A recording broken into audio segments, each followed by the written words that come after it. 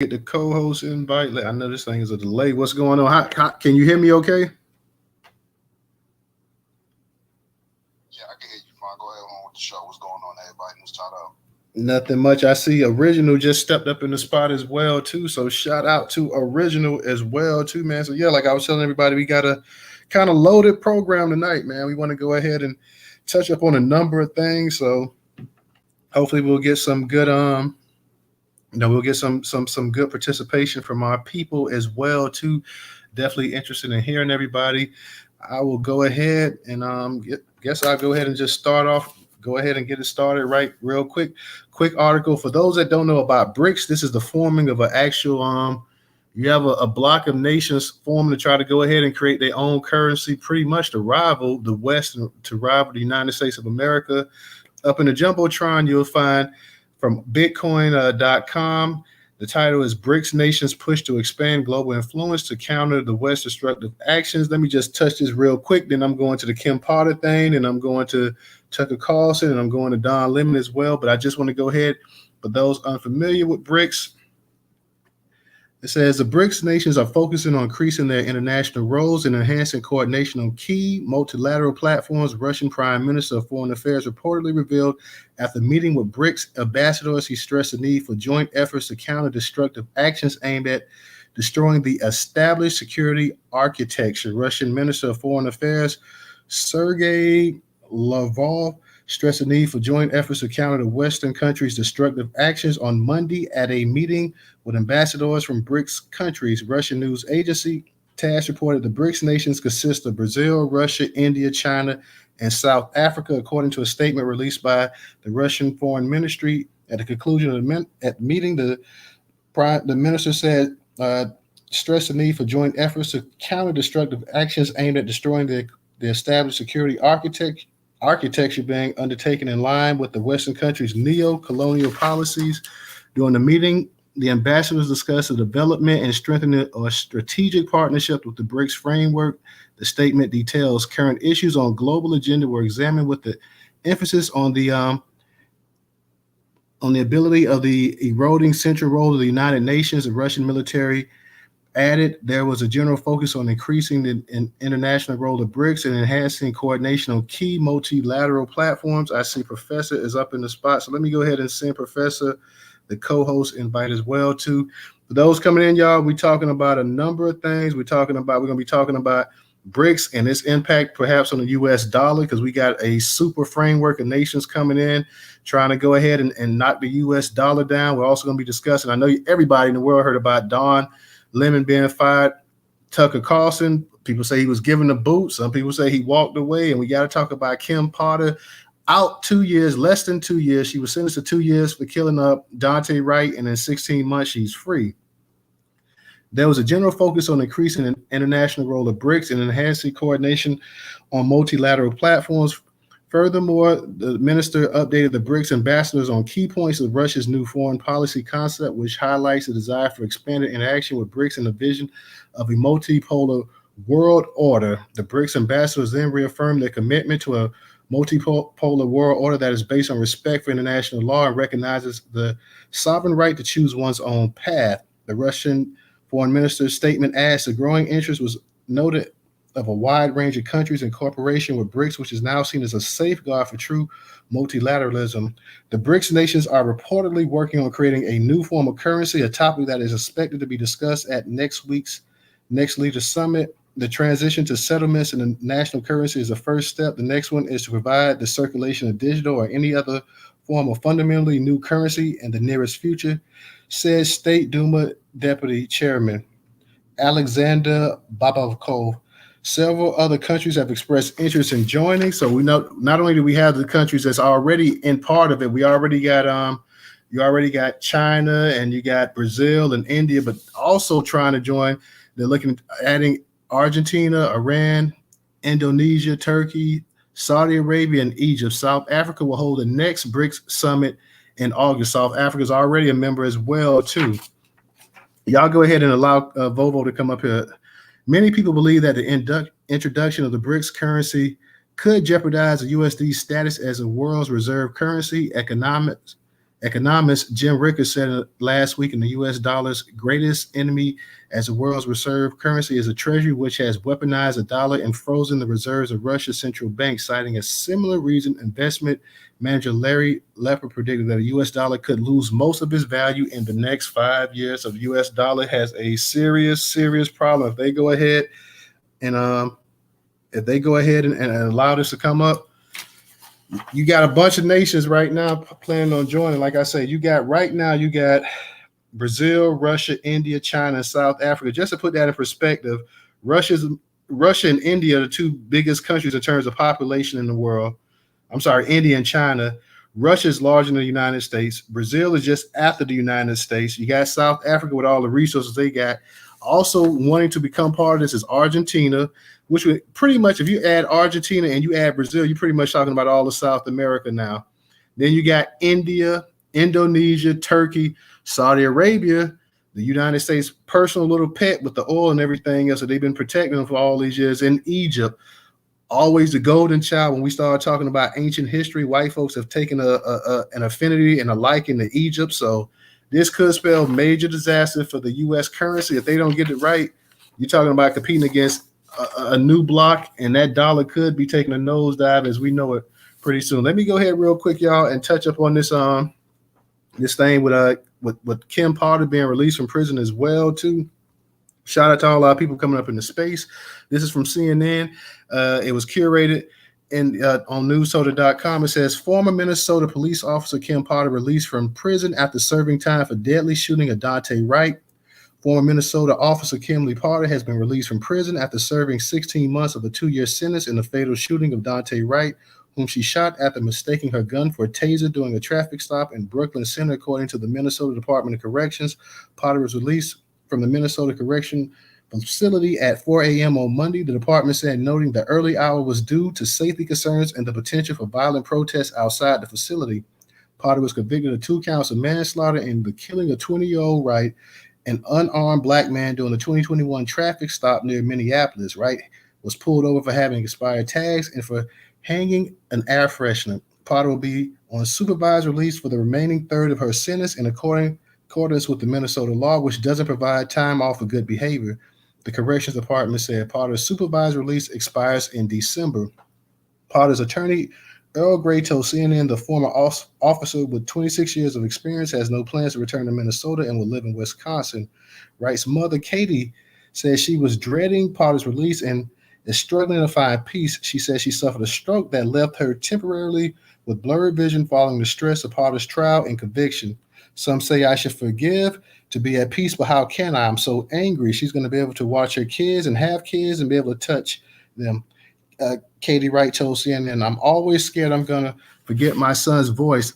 It gave us some sense of peace knowing she would not be able to hold her sons. She has 2. I can't hold my son. She said Potter not being able to serve as a police officer again, due in part to her conviction, has given her a sense of peace. She will never be able to hurt anybody as a police officer again, Katie Wright said. That is the only sense of peace we get as a family.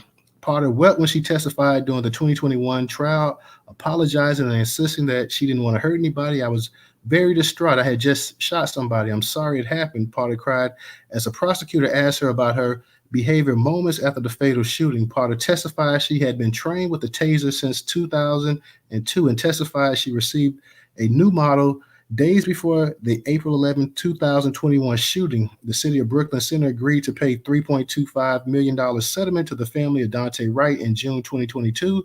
The Wright family said the payment still has not been distributed due to other unrelated legal disputes, but they are hopeful to receive the payment in the next 90 days. Part of the settlement agreement requires Brooklyn Center police officers to undergo implicit bias training. The city's newly elected mayor, April Graves, confirmed that the training still hasn't happened, though she says it is in the work. Wright was killed just as a high-profile trial of Derek Chauvin, a former Minneapolis police officer who was ultimately convicted of murdering George Floyd, was underway only about 10 miles away. Floyd's death spurred outrage across the country, with protests in many major cities, as well as some international locales to decry police brutality and racial injustice.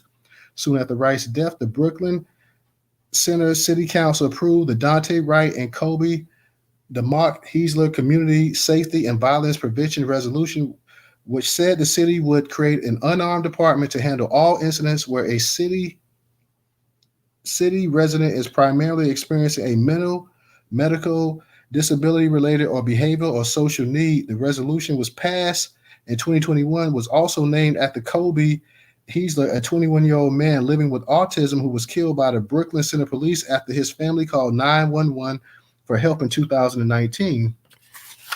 The measure also said officers would not be able to make arrests or conduct searches for many lower level offenses, including stops for non-moving traffic infractions. It was introduced by the city's former mayor, Mike Elliott. It was easy to get it passed, but we still haven't implemented anything, and we're here 2 years later, Katie Wright said. It is a roadblock after roadblock. Mayor Graves told CNN the city is moving forward, but not as fast as some in the community would like. She said the resolution was crafted and written by the former mayor without the input of any staff or council members. Graves, who was a city council member when the resolution passed in 2021, said the city council, which now has 2 new members since the killing of Wright, will vote on new recommendations for the policy changes in May. She added that the last year the city had 2 town halls on the policy recommendations, and another town hall was held Saturday. There were some things within the resolution that just weren't feasible, Graves said, noting that they only have 35,000 residents, and while we have big city problems, the council is working with a small city budget. Creating 3 new departments was just not conceivable, Graves added. One of those departments that he called for was around a Department of Violence Prevention or something along those lines. Our new Office of Community Prevention, Health, and Safety is aligned with those things. Meanwhile, Graves said if the proposed traffic stop changes and consent searches are approved by the city council, officers would not be allowed to pull people over solely for minor traffic offenses like invalid or expired registration, excessive window tints, and broken headlights or tail lights. She also said the current recommendations allow officers to pull someone over if a minor traffic offense could lead to serious damage. I think if we're able to actually vote on and approve these recommendations around consent searches and preemptive stops, it would bring down the likelihood of having these issues come up again, Graves said. Adding community feedback is important. In the last 18 months, Graves said the city has seen turnover in the police department and other city offices. The department, now led by its first Black chief, Kellis McDaniel, has sworn 42 police officers on patrol. Graves said the department is fully staffed at 49 officers. The city also lost 6 out of 7 department directors, but was able to rehire those roles, including an equity and human resources director, Graves said. When I first started, it was difficult to even have a resolution around racial equity, and now we have funding and the staff trying to work internally and externally with the community, Graves said. I see definite changes. Government is slow. There's definitely still a lot of obstacles, people's fear and misunderstanding, and yes, bias getting in the way, but I think we have the right people in place to move forward. Katie Wright and her husband, Aubrey, say they will continue to push for change. A red urn holding their son's ashes sits above a fireplace in their living room. Changing traffic stops is the only thing that's going to be able to keep people safe. We need it in every city, Katie Wright says. I'm not about to be quiet. Now, let me real quick touch up on the situation with Don Lemon and Tucker Carlson. Shout out to everybody coming up in the space as well, too. Up in the Jumbotron, you guys will see we have the actual article up there. This is from USA Today. It was curated on Newstoter.com platform. It says, Don Lemon says he's been fired by CNN. I'm stunned. Don Lemon has been fired from his post at CNN. CNN this morning, which he co-anchored with Caitlin Collins and Poppy Harlow for about 6 months. A former anchor who was on air Monday shared the news in a statement on Twitter. I was informed this morning by my agent that I have been terminated by CNN. I'm stunned, he wrote. CNN CEO Chris Light said in a statement that the network wishes him well and will cheer him on as he pursues future endeavors, echoing what he wrote in an email to CNN staffers obtained by USA Today. To my colleagues, CNN and Don have parted ways. Don will forever be part of the CNN family, and we thank him for his contributions over the past 17 years. Like said, he added, CNN this morning has been on the air for nearly 6 months, and we are committed to success. Lemon expressed frustrations with the manner in which he says the news was delivered to him. After 17 years at CNN, I would have thought that someone in management would have the decency to tell me directly, Lemon added in his tweet. At no time was I ever given any indication that I would not be able to continue to do the work I have loved at the network. It is clear that there are some larger issues at play. With that said, I want to thank my colleagues and the many teams I have worked for with the incredible run. They're the most talented journalists in the business. I wish them all the best. USA Today has reached out to Lemon rep for comment. Don Lemon's statement about this morning's event is inaccurate. CNN said he was offered an opportunity to meet with the management, but instead released a statement on Twitter after more than 8 years as a primetime host. Lemon on November 1st was moved along with Harlow and Collins to relaunch the CNN Mornings, a replacement for the New Day as part of a revamp but the ratings for the show have been dismal. Lemon joined the network back in 2016. The news of his termination comes on the heels of reports of alleged misogyny in a lengthy piece for Variety. In February, Lemon made headlines for the offensive statements about Nikki Haley, for which she apologized in February. Lemon had been accused of making other offensive comments about women on the air in the past, and according to Variety report released earlier this month, or inappropriate behavior toward female colleagues. The report alleges the anchor had disrespected former colleagues, including Nancy Grace and Soledad O'Brien, in a number of public settings, including on air and in editorial meetings. Variety interviewed more than a dozen former and current colleagues, many of whom were quoted anonymously. Excuse me. The report also included details of Lemon's alleged offenses to Kyra Phillips, with whom he anchored CNN's Live from in 2008. Phillips declined to comment on these allegations of Variety. A rep for Lemon told USA Today at the time Variety's story was riddled with false and no concrete evidence. The report is entirely based on unsourced, forget that. And 15-year-old anonymous gossip. Lemon's rep edited is almost amazing and disappointing that Variety would be so reckless. A spokesman for CNN added that the news network was unable to corroborate the alleged accounts in the contained report. Okay, we got to get to Tucker Carlson real quick, y'all. For those that know, Tucker Carlson was also let go, left, fired, whatever it was. He's no longer with Fox News today. The Atlanta Voice actually published this. It says he's out at Fox News. Tucker Carlson is out at Fox News. That's also in the Jumbotron. Fox News and Tucker Carlson, the right-wing extremists who hosted the network's highly rated 8 p.m. hour, have severed ties. The network said in a stunning announcement Monday. Monday's shocking announcement that Fox had parted ways with Carlson appeared to come abruptly. Just prior to the network's announcement, Fox had been promoting on air a Monday night interview with Carlson and the GOP presidential candidate. And on Carlson's Friday show, he included the program saying, "We'll be back on Monday." The announcement came 1 week after Fox News settled a monster defamation lawsuit with Dominion Voting Systems for $787 million over the network's dispensing of election lies. Fox News said that Carlson's last show was Friday, April 21st. Carlson was a top promoter of conspiracy theories and radical rhetoric at the network. Not only did he repeatedly sow doubt about the legitimacy of the 2020 election, but he also promoted conspiracy theories about COVID-19 vaccines and elevated white nationalist talking points. Jonathan Greenblatt, the head of the Anti-Defamation League, praised Fox News' decision, saying it's about time and that for far too long, Tucker Carlson has used his primetime show to spew anti-Semitic, racist, xenophobic, and anti-LGBTQ hate to millions. A top conspiracy theorist, Tucker Carlson was a key figure in the Dominion Voting Systems mammoth defamation lawsuit against Fox News, which parties settled last week on the brink of trial for a historic $787 million. In some ways, Carlson played an outsized role in the litigation. Only one of the 20 alleged broadcasts mentioned in the lawsuit came from Carlson's top-rated show, but as CNN exclusively reported, he was set to be one of Dominion's first witnesses to testify at trial, and his private text messages, which became public as part of the suit, reverberated nationwide. Dominion got his hands on Carlson's group chat with fellow Fox primetime star Sean Hannity and Laura Ingraham, and a trove of other messages from around 2020 presidential election.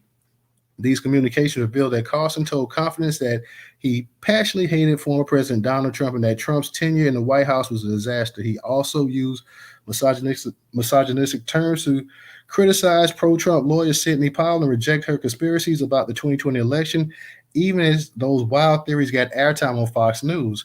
The lawsuit exposed how Carlson privately held a wholly different view than his on-air persona. A Dominion spokesman did not comment on Carlson's departure from Fox, but it's unclear if Carlson's departure is directly connected to the Dominion case or other lawsuits related to Fox election denialism. The statement that Fox issued Monday didn't offer any explanation for Carlson's departure. Carlson is also one of the biggest promoters of conspiracy theories and the right-wing media, sowing doubt about the 2020 presidential election, the January 6th insurrection, and the COVID-19 vaccines. In the 2 years since the attack on the U.S. Capitol, the Fox primetime host used his huge platform to amplify paper-thin theories that the attack was a false flag operation orchestrated by the FBI and government agents because they loathe Trump, and that the criminal rioters themselves were victims. The baseless theory originated from a right-wing website, and Carlson capitulated it into the mainstream media by repeatedly featuring it on his show. He routinely suggests that the Capitol rioter and Trump supporter Ray Epps was actually an FBI agent who sparked the deadly riot. In a 60 Minutes interview that aired Sunday night, Epps had to say this about Carlson's lie. He's obsessed with me. He's going to any means possible to try to destroy my life and our lives. Carlson's disinformation campaign about the January 6th reached its apex just a few months ago with an assist from newly installed House Speaker Kevin McCarthy, a California Republican. The top-rated Fox host obtained and aired never-before-seen footage from the Capitol security cameras, but the clips were cherry-picked and selectively edited. He said on his program that he ran the tapes by the U.S. Capitol Police before airing the material, but they disputed those claims. Abby Grossman, the ex-Fox News producer who has since disavowed the network, claimed in a recent lawsuit that there were rampant sexism and misogyny among Tucker Carlson's show team.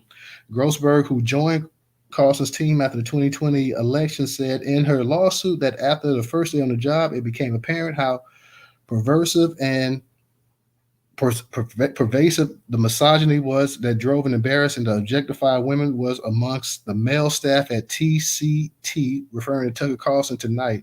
Fox News is aggressively fighting two lawsuits from Grossberg. A Fox spokesman previously said the lawsuits were riddled with false allegations against the network and its employees. In a lawsuit last month, Grossberg said that Carlson was very capable of using such disgusting language about women in the workplace. She cited some of his private texts where he used the phrase CNT to refer to Trump's lawyer Sidney Powell, a top 2020 election denier.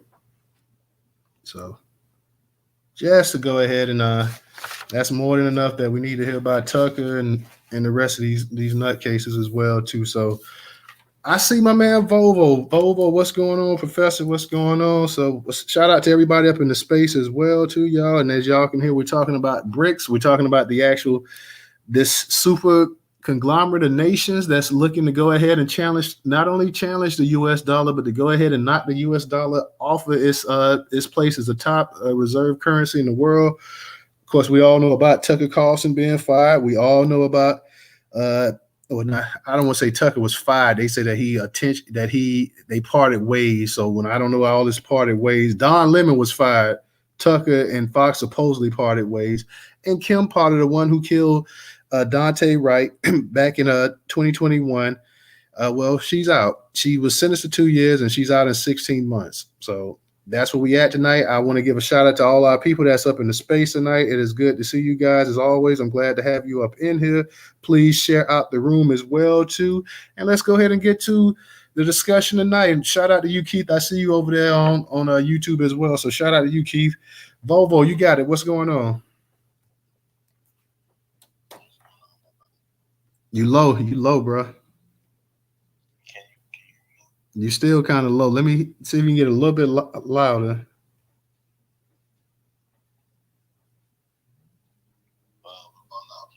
You sound a little bit better. You still low, but we can hear you. Go ahead.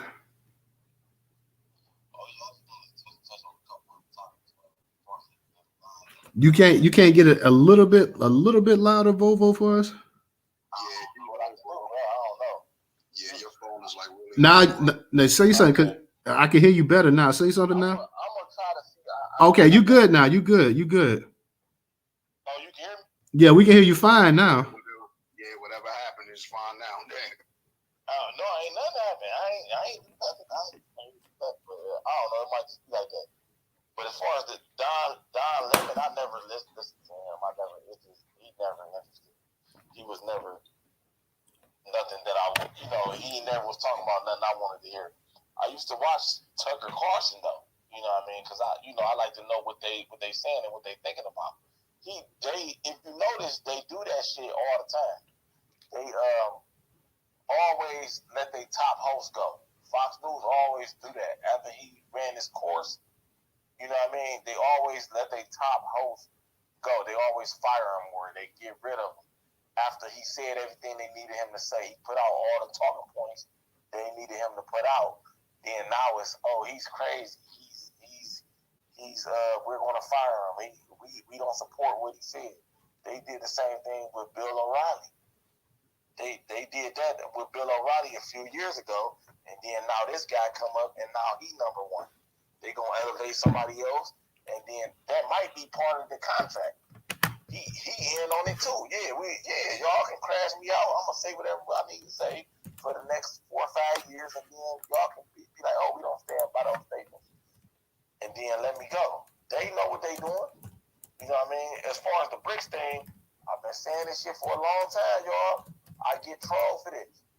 I get trolled for that. I get everybody say I don't know what I'm talking about and all that. That's a problem for the United States.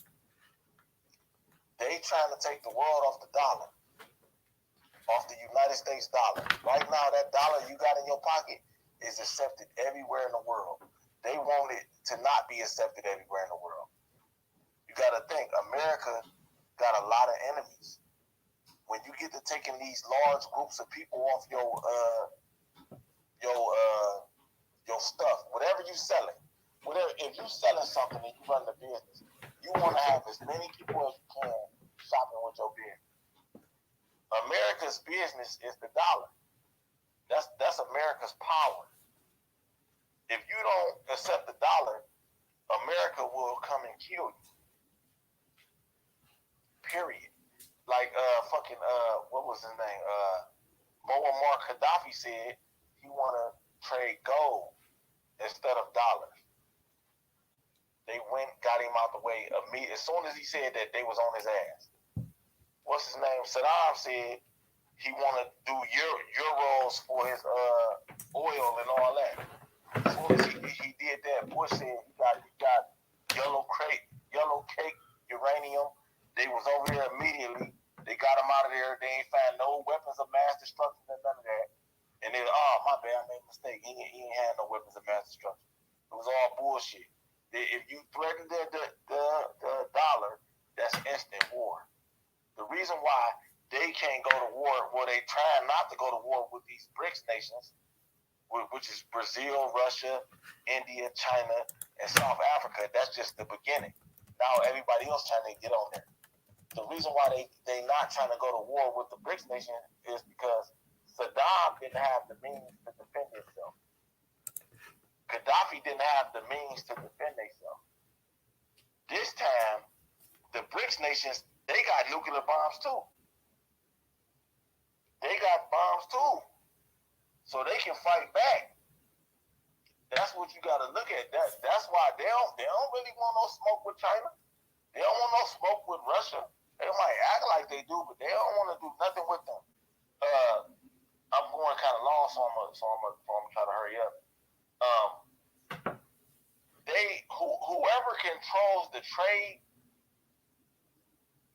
controls everything. Whoever controls trade controls everything. Right now, the dollar is the number one currency traded. You got to trade everything in dollars. So whoever controls trade controls the world.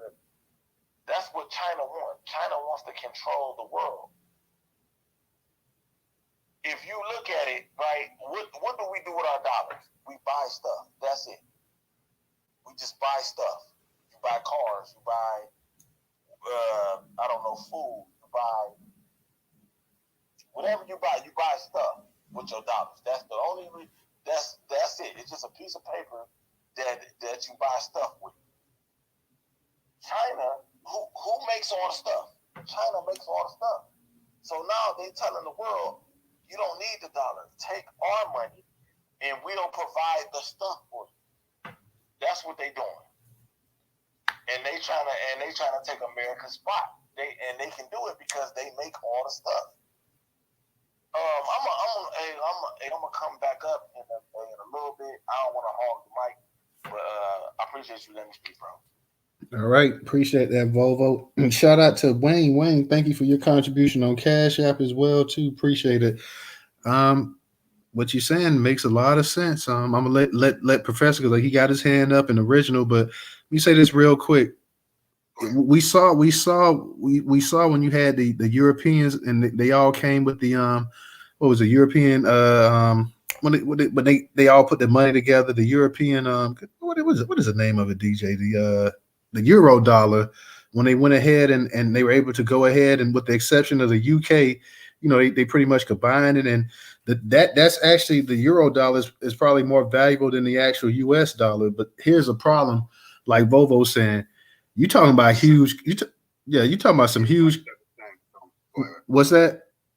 No, I was saying it is more valuable, but only by like 7 cents. Yeah, it's not. I mean, not a whole lot, but here's a problem here though. But because now you got China, and you got Russia, and of course Russia don't have no great economy right now, especially being at war. But then when you add in, you got India. You talk about the two biggest nations land in terms of population. Then you throw in Brazil. Then you got South Africa with all the resources they got. Now you're talking about all these other countries and stuff that want to join as well too. So this is the biggest threat that the U.S. dollar has seen maybe ever. Like this is a real threat right here. So it's going to be interesting to see how they play this out, because for the first time maybe ever, and especially with China going over there grabbing up all those resources in Africa. Yeah, the U.S. has a real issue right here, and if the U.S. has an issue, then all of us sitting up in this space may very well soon have an issue if this thing goes down like that. So it's going to be interesting to see exactly how many countries actually join this little block that they're trying to do. China, and like you said, the United States can't go ahead and destabilize this currency either, because you got China and you got Russia together. India's got a pretty potent military as well too. So you won't be bitching these boys up right here. I mean, straight up. So you're gonna have to go. They have to use a whole nother way of trying to do something. Because right now, this is a serious threat right here to the American dollar. This is something that we all need to take. This is very serious right here. I mean, this is the competition, the likes that the U.S. has not seen since it became the #1 nation after World War II. This is a real serious threat right now in terms of the American economy and economics and everything like that right now. So it's going to be very interesting, guys, to see how this thing plays out as well too. So I don't want to hog the mic because we got some hands up. Shout out to you, I am Alt. Appreciate your contribution on Cash App as well too. Let me go ahead and kick it to Professor and kick it to Original, and then Volvo, I see you back up here, and some of our other people too. Feel free to speak. We're talking about this topic, but you can speak on any topic. We've covered everything in the actual headline from BRICS here we're talking about now. Go ahead and if you want to touch up on Don Lemon or Tucker Carlson or the situation with KimPotter, which is utterly ridiculous. This chick goes ahead and she murders somebody and her ass is out. Didn't got 2 years and didn't even have to serve the whole full damn 2 years, and she's out right now. So Professor, go ahead, you got it. Just real quick, I was going to say, isn't India part of NATO? Well, I don't know if they part of NATO, but I know they part of this BRICS thing right here. Right. So I think they are part of NATO, bro. I could be wrong, but if they are, that would be a conflict. Right? They're not. I could have sworn they was, but go ahead, though, man. My bad, Professor. Or whoever wanted to talk, my bad, Dan. All right. Very good space, Newstoter, man. Good to see you, brother. DJ, Ray, Black Pressure, Original Blood, all my family up in here. Phoenix Star, I see you right there, sister, and Tony, and Sister Rera, and Rilla, that is Sister Rilla right there. She had a pretty good space. And Goddess Michelle, to all the people up in here, man, I hope you all doing well tonight. I'm going to have to say, y'all, for this whole thing with BRICS, America definitely needs to be on the lookout. But I've been saying in these spaces, y'all, in the last few months, if you remember back previously last year, I said that the United States is headed for a fall. The country is going to self-implode anyway. And these other nations are going to be helping the United States to self-implode. Okay, that's what's going on here. And let me tell y'all something. See, these folks over here are stupid because they letting all these different folks into the country, but these different folks are also going to help this country to fall. See, that's the stupidity of white supremacy. So I'm going to stick to what I have been saying. The country going to fall anyway. Okay, so just be on the lookout for it. No matter what we try to do, you got too many stupid people over here that's leading the country, and white supremacy is the root of it all. Okay, now KimPotter, she should still be in jail. She shouldn't be out, but as we know in this system that we live in, if you are a Caucasoid nature, you're going to get favoritism in this system. Okay, if you get some type of jail time, it's not going to be a whole lot of time. If you're black, you're going to get locked down for a long time. That's the way the system is here. As Black Americans, are we really surprised by the fact that KimPotter is out? You can't really be surprised, right? We know it's a very unfair, unjust system, which is one of the reasons why we got to keep marching on for our reparations so we can have some repair of all the mental stress that we have to deal with, such as looking at shit like that. And by the way, when y'all look at that picture of KimPotter, man, damn, she aged up. She aged up in the last couple of years. God, dog. But anyway, now, moving on to Tucker Carlson, right? Did y'all catch something about this story that should have stood out to you guys? It sounds like to me... With that he's a redneck? Say it again, Newstoter? Say that he's a redneck? Well, besides that, we know that's what he is, but the Jews played a hand in this. See, this motherfucker is out because of Jews, y'all. That's why he's out. He's out of that. By the way, when they say they parted ways, they fired him. They fired him. They fired him because finally all the stuff that he had been talking over the last couple of months had finally caught up with his ass. And some of the stuff he had made also targeted the Jews too. See, remember when they were going back and they was talking about Kyrie and they were talking about some of our Black American family? But see, these white folks every day out here saying racist and anti-Semitic stuff. Every day, daily. So finally it caught up with Tucker Carlson. That's why he's out. Shit, I mean that's what it was. It was really because of the Jews. He's out for that reason. So I just want y'all to understand why this motherfucker is out of his job. Don Lemon, all I can say to the brother is he did some cooning, for a little while there, and I guess being with a white man didn't help save him. Didn't help save him. Hey, this is what happens, when you lay down with the Caucasoid penis. I mean, shit, eventually it's going to come back to stab you. But anyway, I'm going to lay in my plane now, family. I want to hear what everybody else have to say about this. Real quick, Professor, before I kick it to the original, Don Lemon, from what they're trying to say, the fact that he's supposed to be a minority himself, and he's supposed to be a double minority because he's supposed to be black and he's also supposed to be LGBTQ too. So that makes him a double minority in the eyes of these liberals and stuff. But he screwed up when he started going in on some of these women up there. He started saying this stuff, and the death knell is when he sat up there and he said that women, basically that Nikki Haley, she was 50 years old and she was over the hill pretty much or whatever, and she's not in her prime. Apparently, he was already making enemies with a lot of these women behind the scenes at CNN. But when he went ahead and said that out loud, oh yeah, that was it, there, buddy. Let me tell y'all something. See, what this nigga forgot with all that cooning and gay shit playing, you got to remember, in America, you still a black man.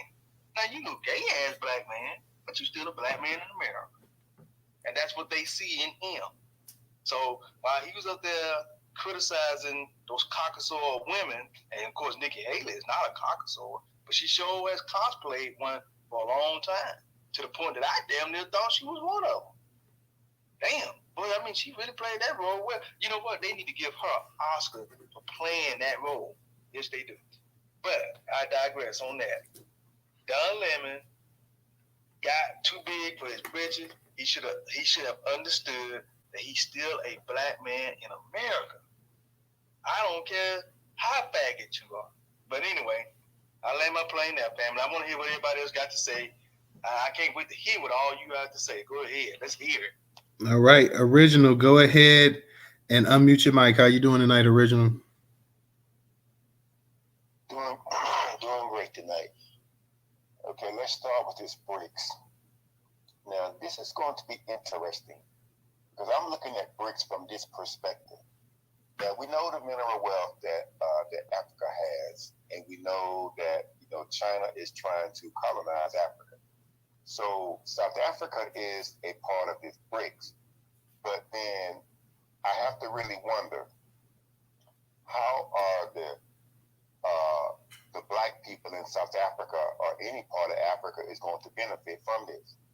Because let's not forget, Argentina basically genocide all the black people out of their country. And when you look at how Brazil, treats black people, this is going to be really interesting because I really don't see, and let's not forget, Russia allegedly, supposedly have forgiven, I think it was $20 billion of African debt.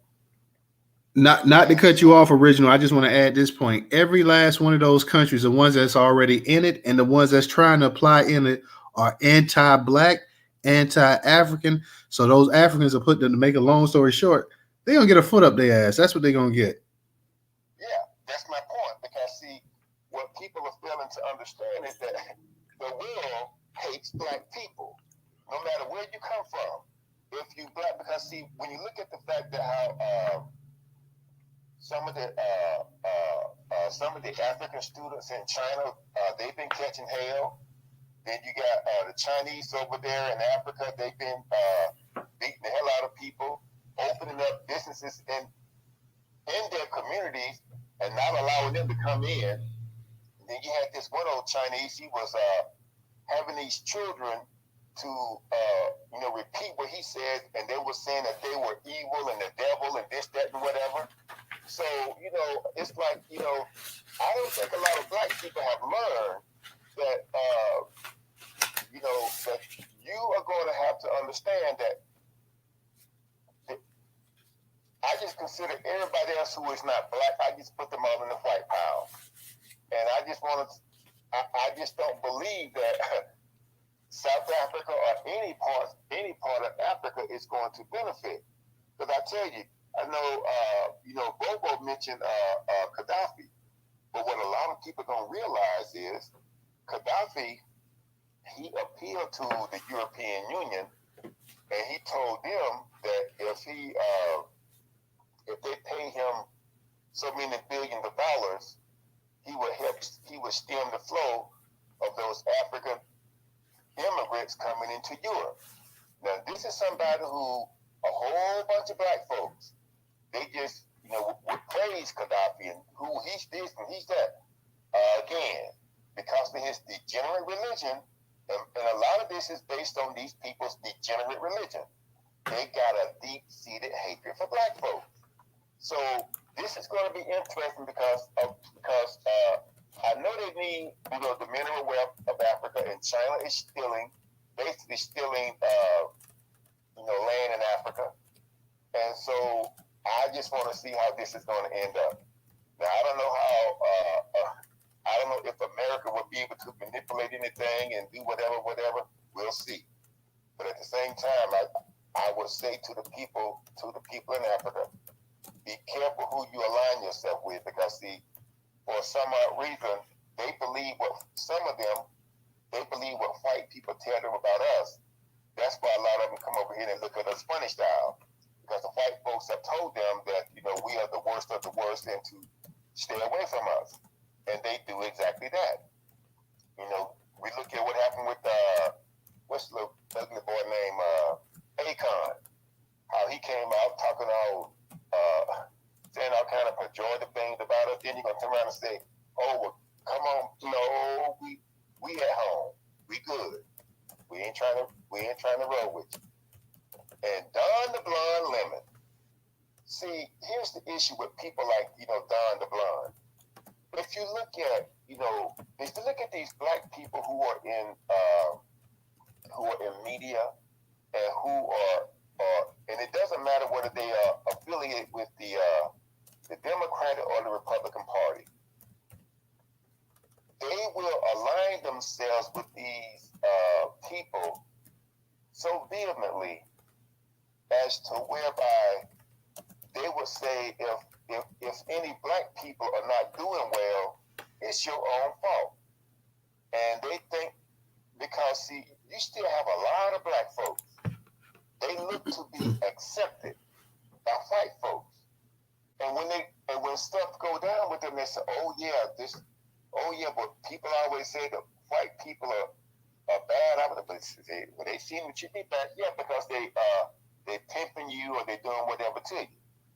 But see, this is going to be interesting because see, Don had bought into the American dream, which is a nightmare for black folks. And he thought he had been accepted and this, that, and whatever. And it turned out, they gave you the boot just as quick as they could. So that's going to be, interesting for a lot of these people who have that frame of mind.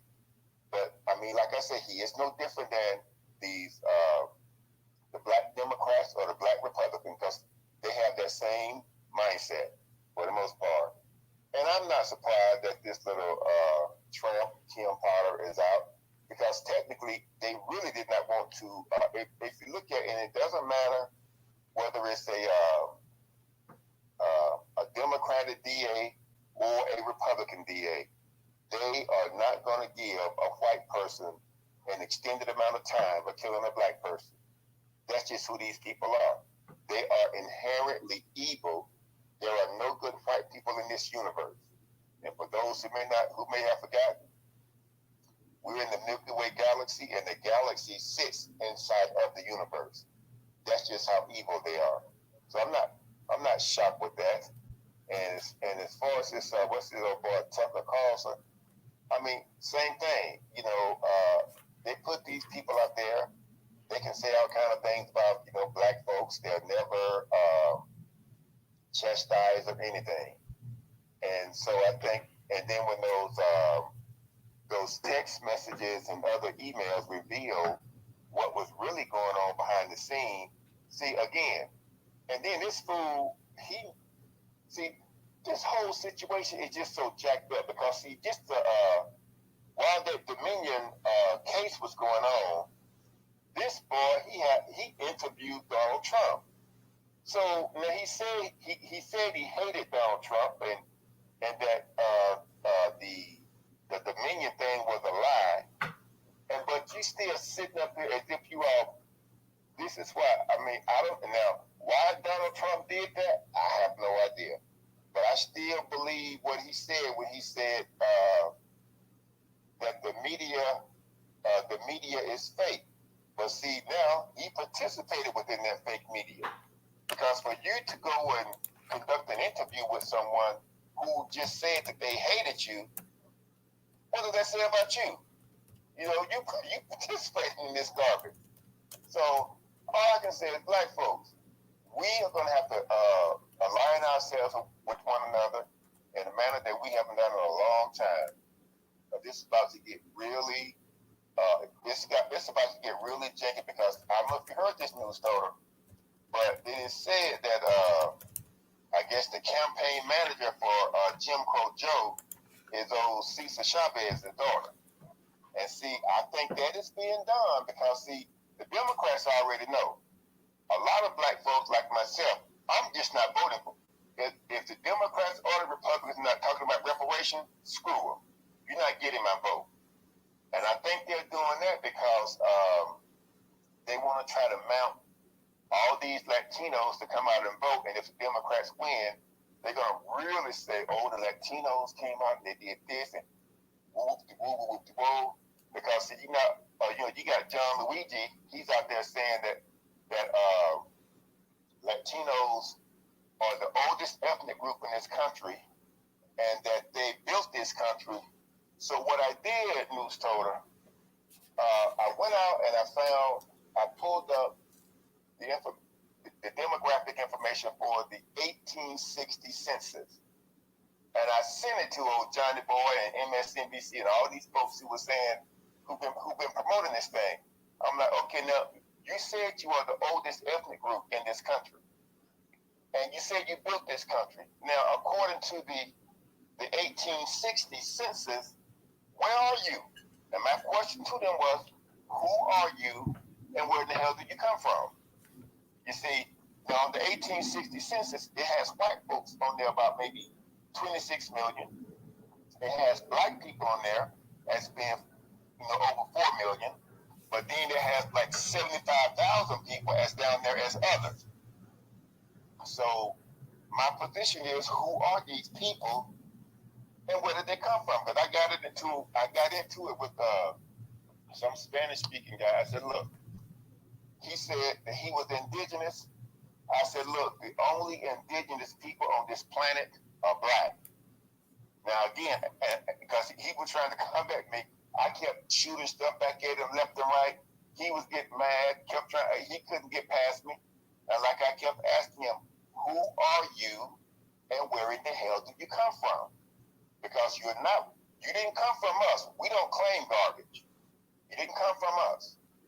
So, this is going to be interesting because I can tell you right now, they're not getting my vote. I don't care what happened. If we're not getting anything out of the deal, then screw it. That's just how I feel right now. And so I just want people to understand that we have to try to get ourselves together as best we can and make sure that we are good. Forget all these other people, because when I see these people saying stuff like, I'm a person of color. No, I'm a Negro black man. That's it. So you can say what you want to, because see, people don't understand when they use these ambiguous identifiers like minority, people of color, and all this other stuff, the disadvantaged or poor people. What you're doing is you are incorporating all other groups with your pain and suffering, and they're gonna benefit. And they're gonna benefit, from it, and you're not gonna benefit. So that's what these people need to understand. So, I don't know what to say, Newstoter, but all I can say, black folks, is that we are going to have to, understand that we're just going to have to align better with each other. I know that I was in a space where about some of these, it was with some Africans and Black Americans, and people were trying to tell them, we're not your enemy. See, they keep believing what these white folks tell them about us instead of coming to us. And like I told them, you can't go to the NAACP, Al Sharpton, Urban League, Ron Daniels, or any of these so-called black groups, because they're all bought and paid for by white folks. And they're going to push whatever agenda white folks tell them to push. And it's no different than what some of these Africans are doing. They're coming over here, they're being told that not to affiliate with us, and they're doing just that. And so that's why a lot of black folks have just said, oh, that's it. We're done. You do you, we'll do us, and we'll see who comes out in whatever manner. But in closing, though, Lucy, I just want to say still that this BRICS thing, it's just going to be interesting to see how these Africans that have joined BRICS, how they are going to benefit, because I really don't see them benefiting. And this 20 billion that Russia supposed to have forgiven, let's see what kind of underhanded things they're going to do, that they're going to pull to say that, well, we forgave this money, but we need this from you. Because nothing is free. And if you know white folks the way I do, there are no good white folks in this universe. And I land. All right. Appreciate that original. Let me go ahead and get to Volvo. Volvo, go ahead and unmute your mic. Now, Volvo, you got low again. I got low. Okay, now I can hear you. Yeah, it's going low again. Keep talking. Let's see if we can try to get you back how you were before. You still kind of low. Cause now we can't hardly hear you at all now. At all? Okay, now I can hear you. Now I can hear you. The last thing you said, I can hear you. Is you sure that ain't you? No, that's you. That's you. We can hear you better now. All right, I'm gonna try and get through it. But let me say this, right? I've been saying this for a long time, bro. I've been saying this for a long time. Like, this shit is serious. That this what people don't really understand. The money is whatever people agree that the money is. That's it. That's what money is. It ain't nothing spectacular. It ain't nothing this ain't rocket science. The money is whatever we say the money is. Whatever you're willing to trade and barter with, that's what money is. That's it. So I used these analogies before, right? When I was in Job Corps, right? I went to Job Corps when I was a kid.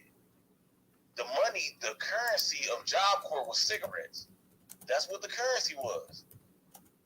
When I was in jail, the currency was soups, romaine noodles. Noodles was the currency. That's what we agreed the currency was.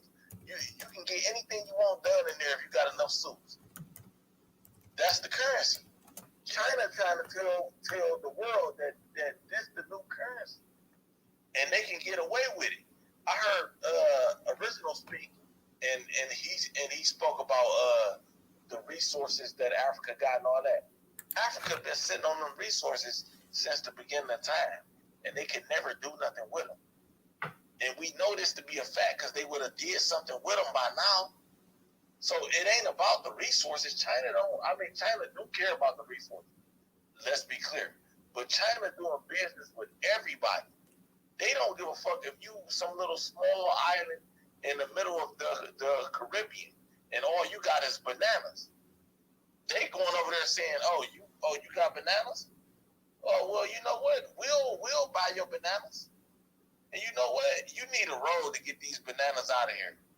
Y'all shouldn't be driving these good bananas up this dirt road.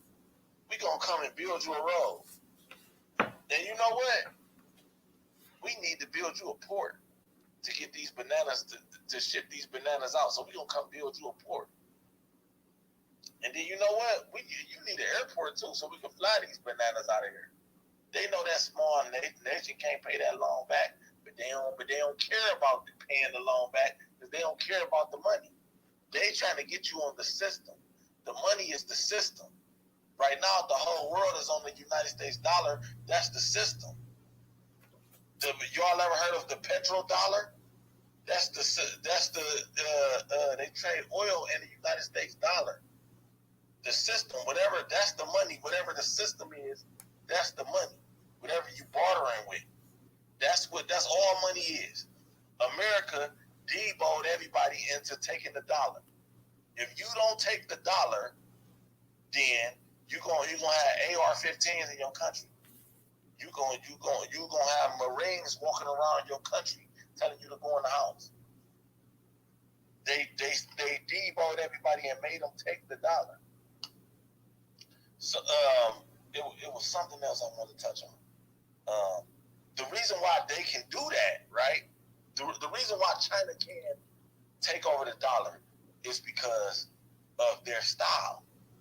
Now, y'all, let's take our feelings out of it for a second. We've seen all the videos and all that of the Chinese business owners beating the Africans and all that. That's because they just don't respect the Africans because they got to come set up countries for the Africans, shit like that.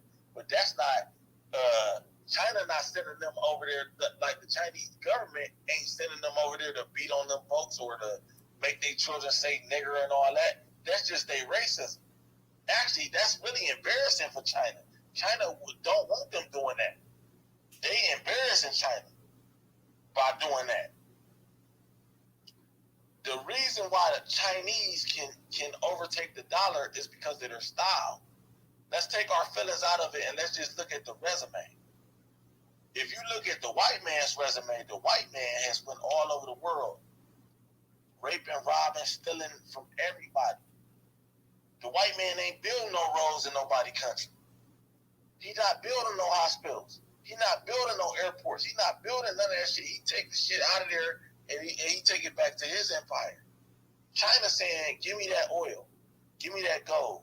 Give me that whatever resource you got in your country. It don't matter what it is. And we gonna build something for you. We gonna build some stuff for you. That's which one would you take? The white man is coming over here just raping this motherfucker, ain't leaving us with nothing. We out here drinking out of puddles, or would you take China taking it? They both taking the same stuff from you. Let's say you got gold in your country. The white man taking the gold, and you ain't getting nothing for it but white Jesus. The Chinese taking your gold, and he building you a hospital. Which one would you take? It's a no-brainer. You're gonna take the hospital. So that's what this BRICS thing is about. Getting people off the system of the dollar system, and putting them on the what is China's money called? The yuan. That's all it's about. I land my plane, brother. All right. Thank you, Volvo. Thank you. And anybody else that wants to come up and speak as well, too, for those that may have just got into the space, we're talking about BRICS. That's the nations that's trying to form their own currency. We're talking about Don Lemon being fired. We're talking about KimPotter, who was released. She was sentenced to 2 years for killing Dante Wright, and she served 16 months, and she's out scot-free. And we're talking about Tucker Carlson as well, too. Also, guys, up in the Jumbotron, we have the actual newsletter, and we have the YouTube channel up there. We have the YouTube channel. So please, we've been getting a lot of people subscribing to the YouTube channel while the spaces has been going on, which has been a good thing. So if you guys could subscribe to the YouTube channel, it is the fourth one from the left-hand side. It's the fourth one from the left-hand side. So please, while the space is going on, you can listen to the space, and you can go right over to YouTube and subscribe right. I think we had like 6 or 7 people that subscribed yesterday during the space. So let's see if we can get 5 to 6 people today to go ahead and subscribe to the YouTube channel as well, too. We're trying to grow that platform. So please help us grow it by subscribing. Also, if you guys can, please, if you can donate or contribute to the Newstoter program, $ Newstoter, $ Newstoter. Newstoter is the largest Black-owned, Black American-owned news media curation platform today in America. Once again, that is $ Newstoter, $ Newstoter. If you don't have Cash App, we have the Venmo and PayPal up in the Jumbotron as well, too. Let me go ahead. I want to get to Wilson, get to Fred, and then I'll come back to you, Original. How you doing tonight, Wilson? Hi. BRICS is very serious because, for people that really, because I like this stuff and I read a lot, and so the goal of BRICS really is to maintain a kind of flexible government structure around the world so that they can build on what they have already existing as a global order, and then bring in a new model of global superiority. And what's interesting recently is that Egypt is not officially a part of BRICS yet. But what they are a part of is that they joined BRICS, and people don't seem to realize this. BRICS also has what they call a new development bank. Egypt joined as a member of that bank. They're not a member of BRICS yet, but they've joined the BRICS bank called New Development Bank. And why that was important to Egypt, and it's a litmus test for a lot of other countries that are, you have to apply. And this is a litmus test because Egypt, as a member of that bank, can now use their own national currency in trade exchange, in trade exchange, I'm tongue-tied, instead of trying to deal with the pressure of looking for US dollars to meet their importing demand. Because now they've got BRICS Bank as their backup. They can now comfortably trade currency instead of the stress of finding US dollars to do it. That is a game changer. Okay? And one country, believe it or not, that has expressed interest to apply to be a part of this global structure is Mexico. You think about it. Brazil is already a part of it. It's the largest country in South America. With they're known for their gems. They're known for their oil and natural resources, and the Amazon. They're known for it is a rich natural resource country, Brazil. Then if you get Mexico is as lengthwise as it's as long as lengthwise as the United States. The Gulf of Mexico meets to the Atlantic Ocean, on the other side of the Pacific Ocean. Then you've got Africa. There are 20 countries that have already applied, waiting for their acceptance to BRICS. 20. Interestingly, Nigeria, the third or fourth, that country has the third or fourth largest containment of oil in the world. I think it's third. They have a problem with joining BRICS, and it is solely due to, believe it or not, as the third resource of oil in the world, they have a financial and economic problem in that country. And I don't know what the core problem is, but I can almost bet that it's just really rotten leadership, stealing money. But I would guess that if China and Russia decided that Nigeria really could pose a big plus for them, they would absolutely overnight take care of any egregious issues going on with their leadership there overnight.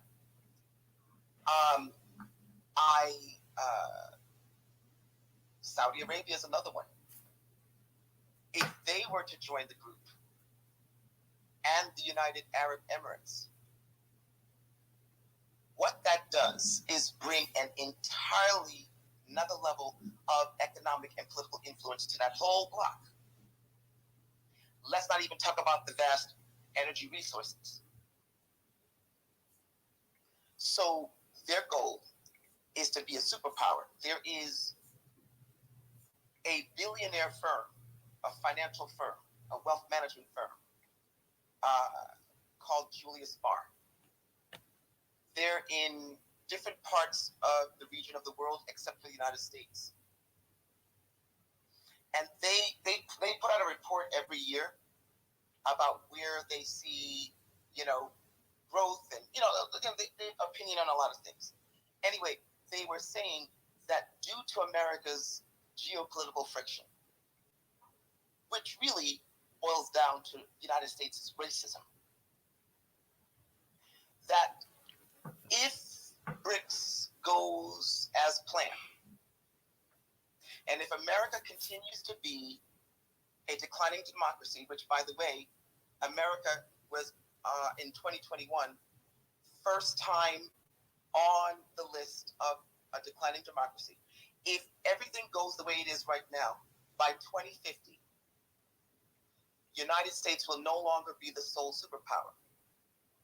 It will be sharing the stage with a multipolar world order. And the goal of China and Russia is to stabilize our government and basically take it over. So they're coming at us. They're coming at us, and we are here concerning ourselves with trans rights. And we can't seem to, as a country, well, they can't seem to justify an apology to Black American people and make Black American people hold. And that's a part of why they are a declining economy and democracy is because of the racism, the deep-seated racism in this country.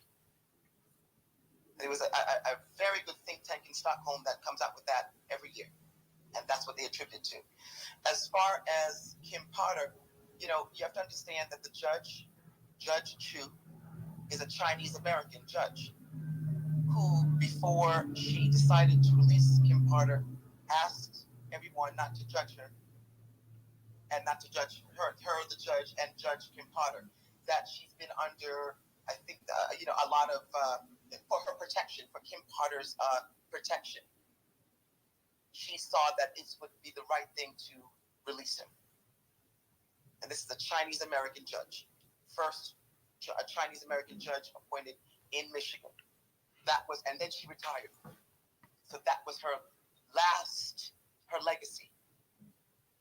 And so if you think that this is over, wait till that one down in Texas. I guarantee you, I bet you it's probably brewing already.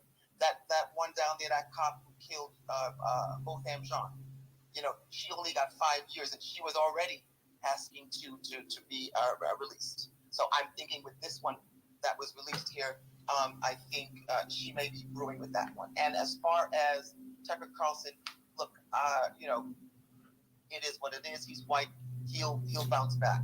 Don Lemon, I said in another room, and I will say it again, and I actually wrote it on his Twitter handle.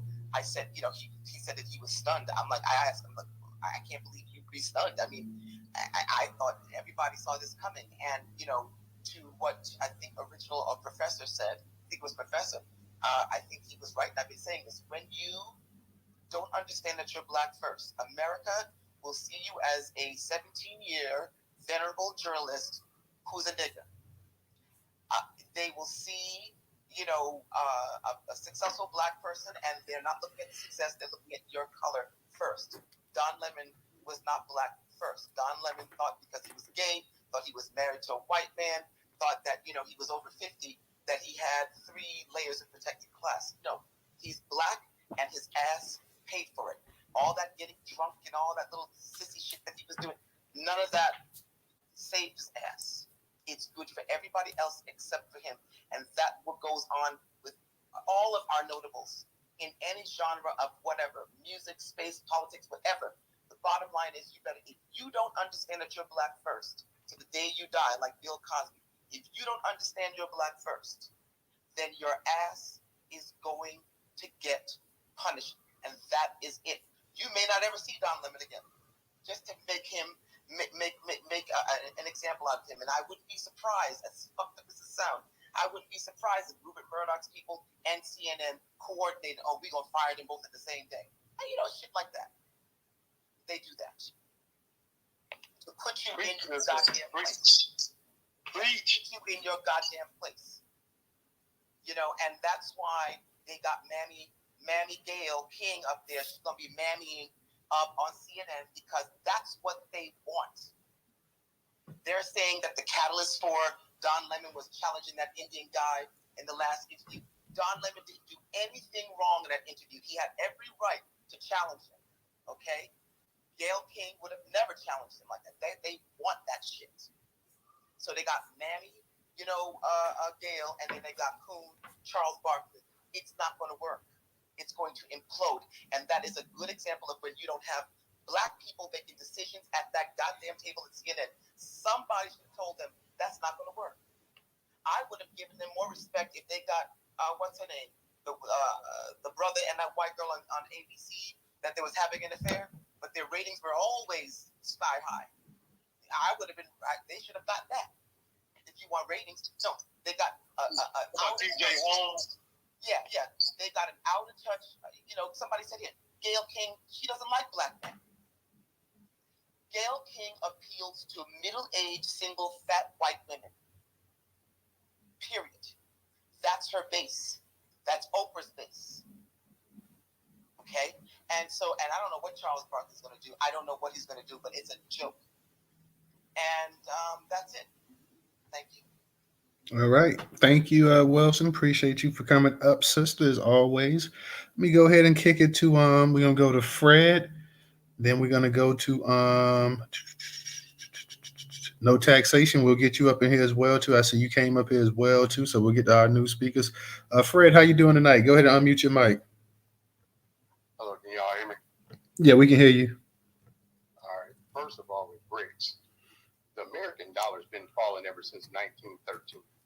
So, in a way, that's really not even our concern because Black Americans, we never could put our work on an American piece of paper.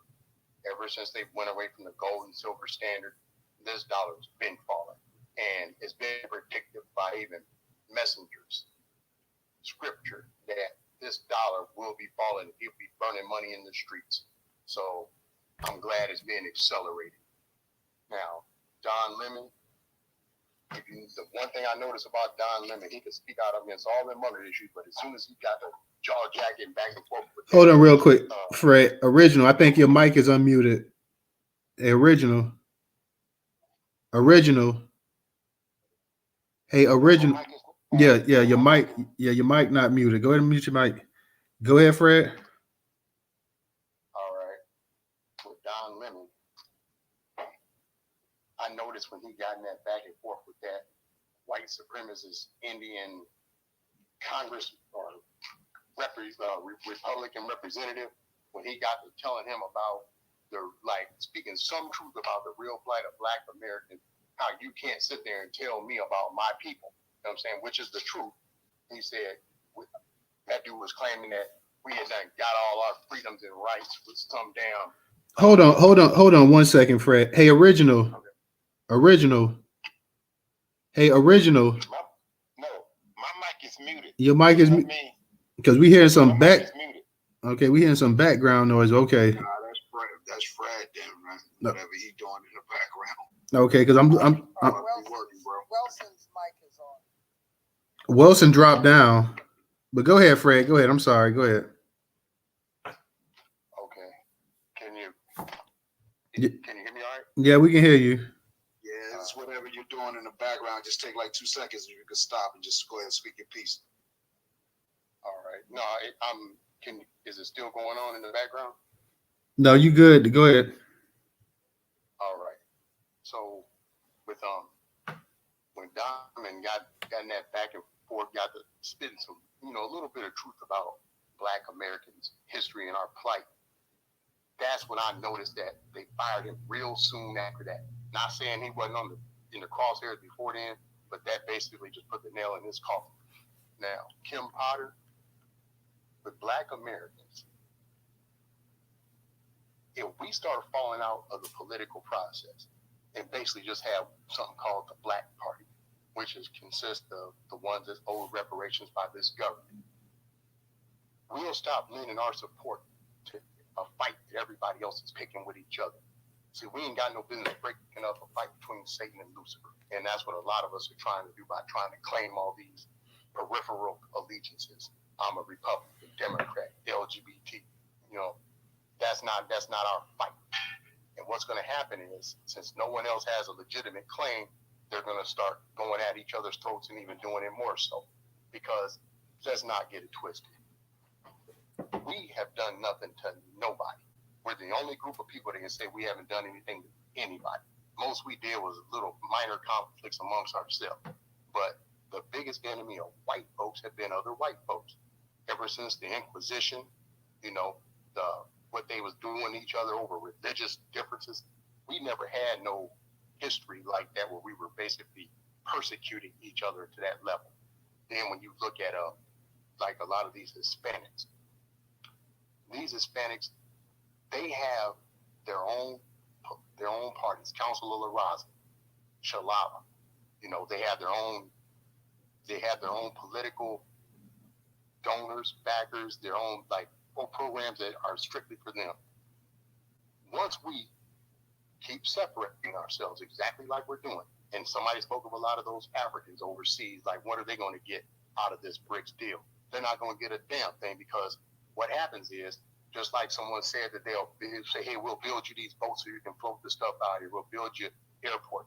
What they do with them African countries is when they come in there and do a little bullshit favor for them like that, or basically a con job, they'll tax them at damn near 80%.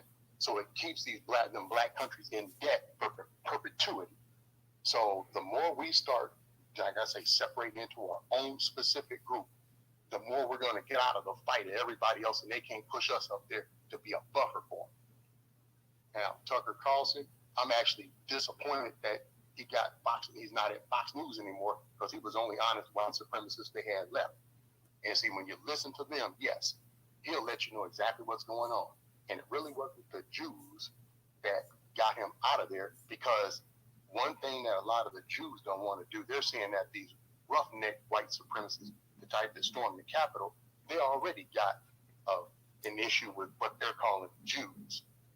Now, when Tucker Carlson says what he says, he's saving us the trouble of saying, because when he gets up there talking about the jab, talking about these transgender, these injustices they're pushing for transgenders, that's basically saving us the trouble. So that means that that's not a fight that we even have to even speak on, unless it concerns a black issue specifically. Now, when it comes to our currency, since the dollar is going to fall, I'm not saying that we shouldn't still push for reparations, but here's the issue. We're the only ones, like I said, with any credibility. If we start, first of all, like I say, don't support no more of these parties except our own. Don't get involved in no military issues. Don't get involved with like No Child Left Behind schooling, because since we've always set the standard for America and the world, they're going to be forced to start coming to us on bended knee, because they're really going to run out of answers. I can see it now. They're going to run out of. They're not going to know how to handle conflict. We're the only group of people that's been persecuted to this level and found a way to persevere. Now, I mean. All right, thank you, Fred. I will say this right here, and of course, even let's say that all of this does transpire, the United States gets knocked out of its perch, which eventually is going to happen anyways. You still could be living in a country that still, have wealth and everything else or whatever. You may not be number one again, but if anything happens to the point, like what you always have to look at it. Whenever you had the Great Depression, whenever you had these recessions, whenever you had the pandemic or whatever, if ever there's ever an economic downturn in this country and everybody feels it, nobody feels it harder than black people. So I think we should always keep that in mind as well, too. Like if something happens, we tend to normally get hit the hardest by things as well, too. So I just want everybody to look at that and remember that as well. Real quick, let me go ahead and go to no taxation. Let me go ahead and get you up in here. How you doing tonight? Good. Fair to middling. I ain't got no real complaints.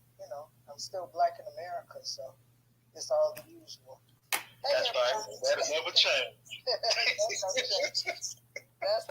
That part comes with it, though. Real quick, no taxation. Let me tell DJ and Professor, hold it down for me for 1 second. And you go ahead, sister. All right. Hi, everybody. How y'all doing? I hope everybody is good. I hope everybody had a great start to their week, because, since I started doing the rally every Monday, I wake up to some shit. So after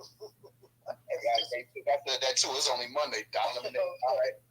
No taxation. We love you. We love you. Thank you for in this space. Thanks. I appreciate y'all. I used to take Mondays off. Actually, I would take half a day of Monday off. I take all day Monday. For years, I did that. Now I can't have Sunday or Monday. So it is what it is. White folks is on the move. We got to stay on the move too, don't we? Welsing brought some information up there that I had no idea about. What I do know about China is that they hold our debt over $1 trillion.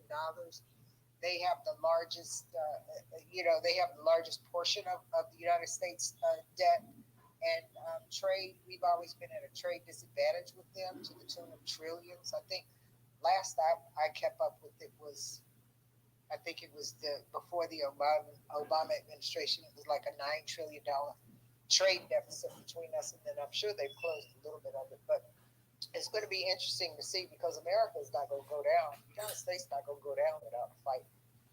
They are going to do the one world government, and I don't know how they're going to do it and do business and be enemies at the same time. It worked well when we were, by ourselves and everybody was by themselves, but now that everybody wants to get together, I just don't know how they're going to do it. But white supremacy plans well in advance, so we'll see. Don Lemon, I done got so tickled.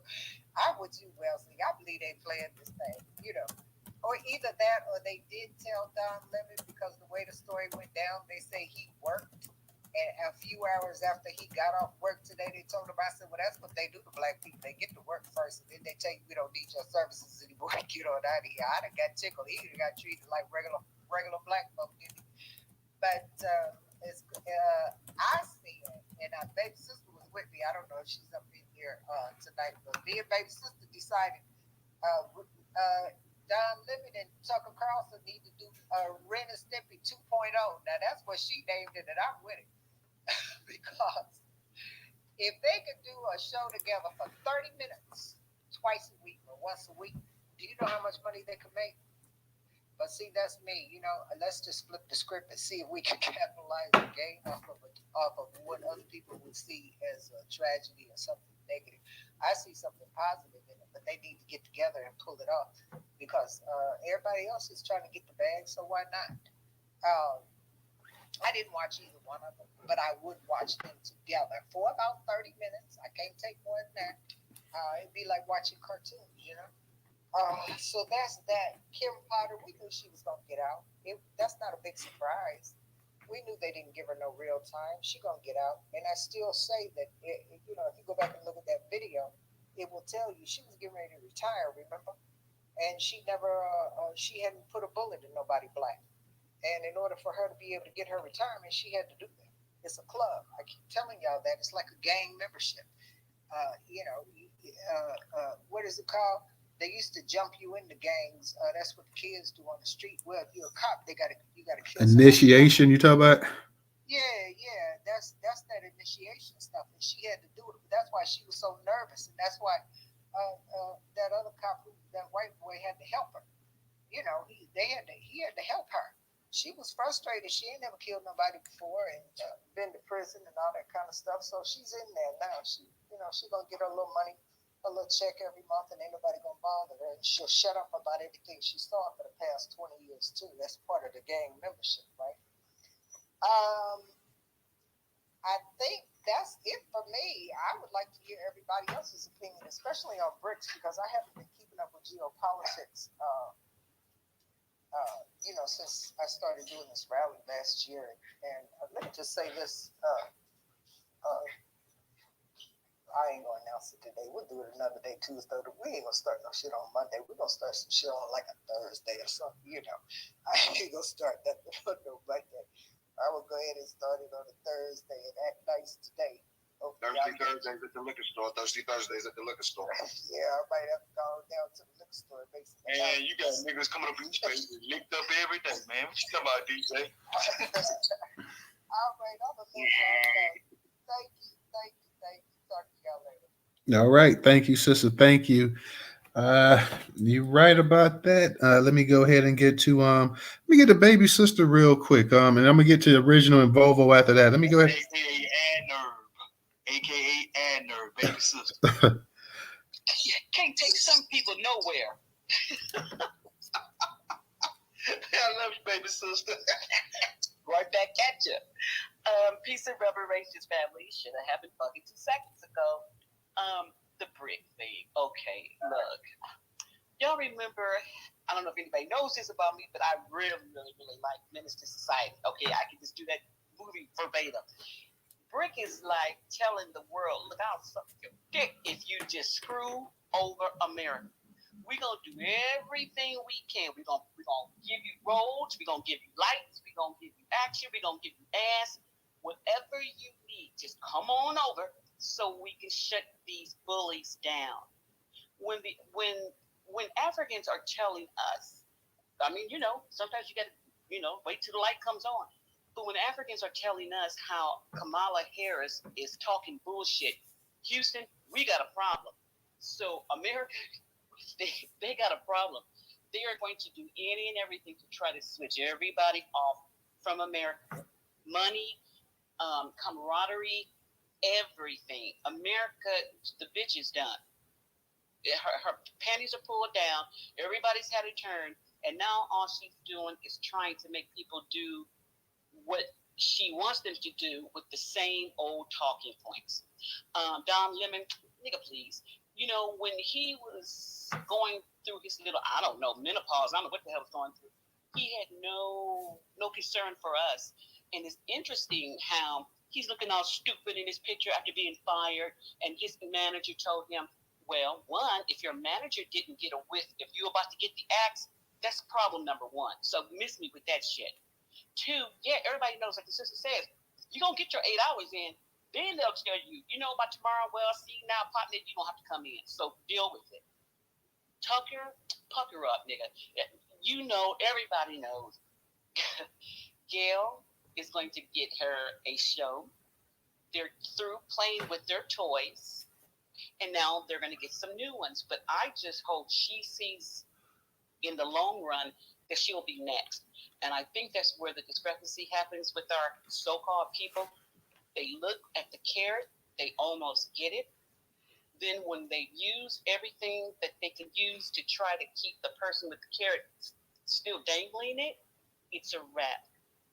I was in a space with Sister One Love, and the talking point was, and I'm not going to get bogged down into it, was that when we see these coons say how we, for instance, the one that said, we owe reparations, we need to twist the cap back and make them not useful, saying things like, well, we don't know why you said that because you're really for reparations.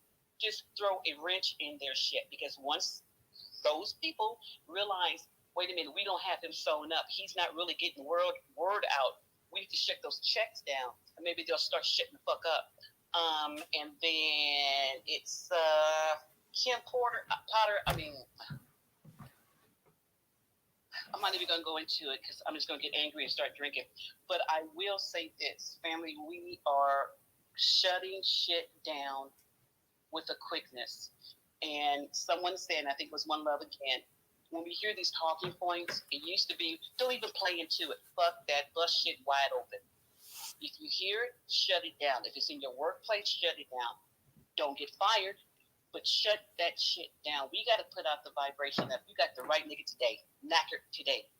So they'll start thinking twice about who they can spit on, who they can hit on, whatever the fuck they think that they can do with impunity. Because then they'll start to think, is this the 51 or is this the 49 or what? We need to shut this shit down. And I guess Don Lemon thought he was black. He showed that nigga today. But I'm just wondering when the Alphabet Club is going to come out. Whatever.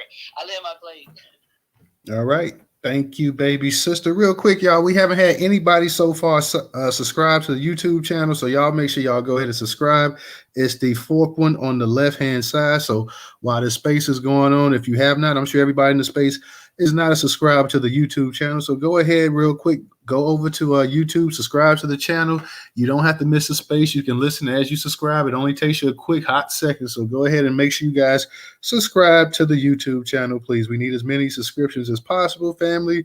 So please go ahead and subscribe to the YouTube channel. You're in the space, so obviously you enjoy the conversations that we have. So you will find a bunch of these other conversations in our YouTube channel as well, too. So please go ahead and subscribe to the YouTube channel. Let me go ahead real quick and get to Original and Volvo, and I'm gonna get to you. I'm gonna get to you, Stephanie, and I'm gonna get to you, Tammy, as well, too. So go ahead, Original, and we got some hands up. Let's not keep it too long because we want to go ahead and get to everybody as we can. So I see Tammy disconnecting, so she must have an issue. So go ahead, Original. Okay. Yeah. Oh, let me say this too, Newstoter. Don't just register on the YouTube channel. Start going in every time there's a show and click the like button. So when you click the like button, that boosts up, the ratings, for the YouTube channel. Definitely, and share it too, or share it to any friends and family members you got as well. So I appreciate that. And real quick, shout out to my girl Valerie as well too for her contribution on Cash App. But thank you, Original. I don't even say that about the likes and stuff, but yeah, please go ahead, subscribe, and like the actual videos as well too, y'all. So that definitely helps. But go ahead, Original. Yeah. And let me say this too, because as far as China coming in building roads for people, now they built an airport for Uganda, and Uganda defaulted on the airport. So China took the airport as their property, and there are about maybe 7 to 10 other African countries that are in shaky situation with China because they've taken the money from China. Don't forget Kenya. Yeah, Kenya's on the list, Nigeria's on the list, Sudan, and we see they're having a war in Sudan, and you have to ask yourself, where are they getting these weapons from? They don't manufacture weapons. So where are they getting it from? Russia and China? See, this is how these people operate. China is nobody's friend but China. Let's just be real about that. I mean, because I don't give a good God, because I told you, the Chinese are not as smart. The Chinese/Asians, they're not as smart as they think they are. Remember, I told you, my cousin worked on this solar home project at Georgia Tech. He's a retired engineer. So China wanted the technology from that solar home. So and they sold it to China. But what they did before the Chinese got it, they went in and took it out of the new technology, put in the old technology. China shut the project down, so they lost on that one. And so so that's all I'm saying is that I know several people who think that, oh yeah, it's great that China's going into Africa. I'm like, they just another group of white people with slit eyes. That's it. They have no love for black folks. And I challenge anybody on that, because it's going to be interesting to see when more of these African countries start defaulting, because see, they offer Senegal something. Senegal said, no, we good. They said, we good. They would prefer to just suffer on their own versus take that money, because that's exactly what they're doing. So, in some cases, I guess they're saying, we'll go with the devil we know than this devil we don't know. Because I have gotten into heated conversation with people who are just really big on China coming in. I said, all right. I said, they can do whatever, but like I said, at the end of the day, China's going to be for China, and they're going to do the same, just like then they want to take Taiwan, the same thing they did to Hong Kong. So, and they've already been bringing a lot of Chinese people into Africa, as well. And then you got some of them, they are going over there, having sex with the women, saying, oh yeah, I'll marry you. Then they sitting up there with, as a baby mama with a baby daddy that didn't want them. They don't like you. So I'm not really putting a lot of, I know whatever's going to happen is going to happen. But I'm not putting any emphasis on that China is going to treat people right.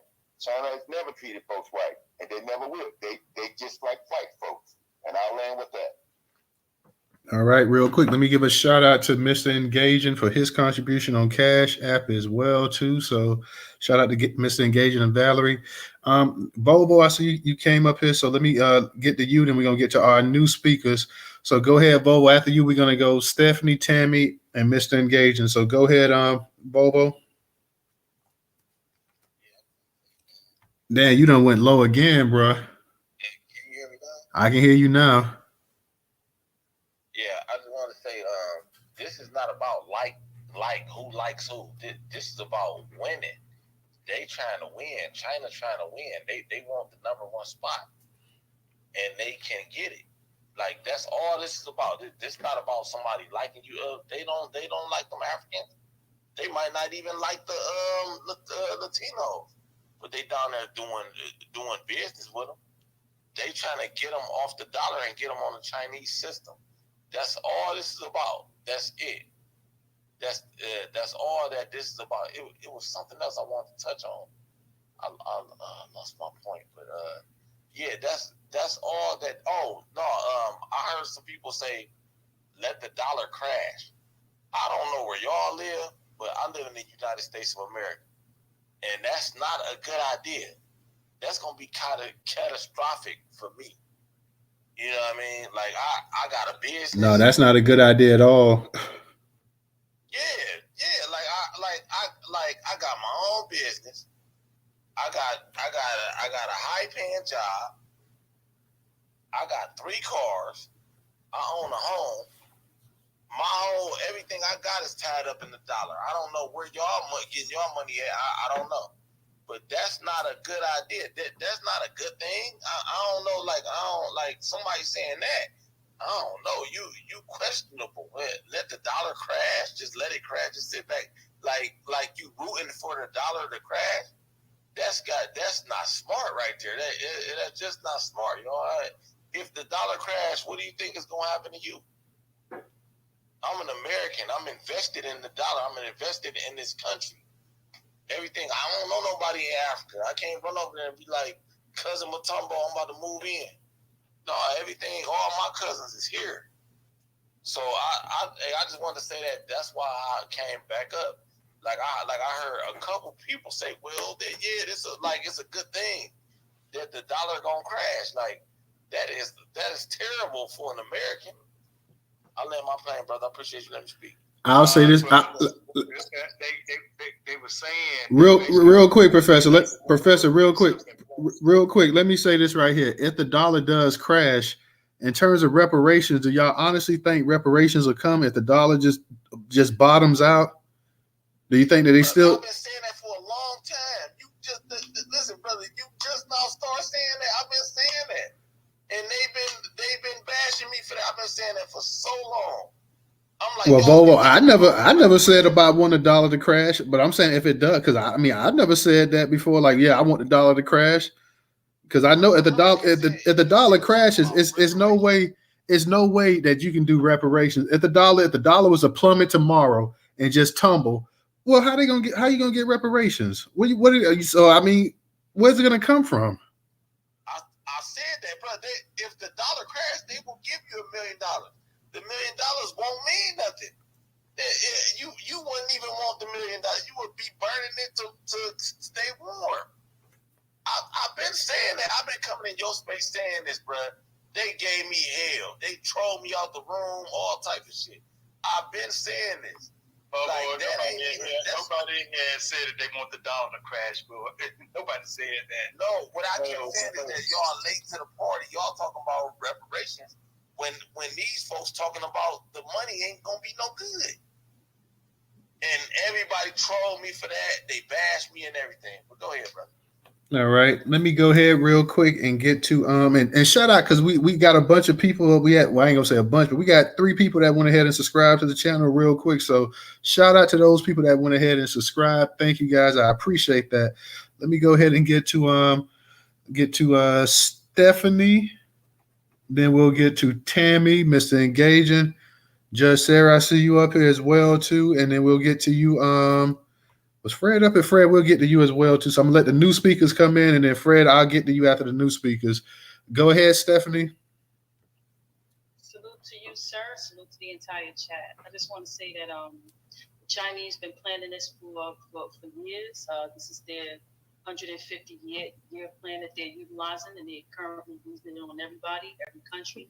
They want to put slanted eyes and brown skin, or slanted eyes and yellow skin on every continent across this globe. They've been acting up and doing this for years. So I'm not surprised. Secondly, as far as Don Lemon is concerned, I don't know. Let's just get him a get well soon package, maybe a box of hamsters, I guess. I don't know. And as far as KimPotter, I'm disappointed with her being released early. I just wish that there was more we could have done to keep her behind bars. Killers don't need to be walking free. She's an animal, and she should be caged like. And that's it. As far as Tucker Carlson is concerned, he should have been sued.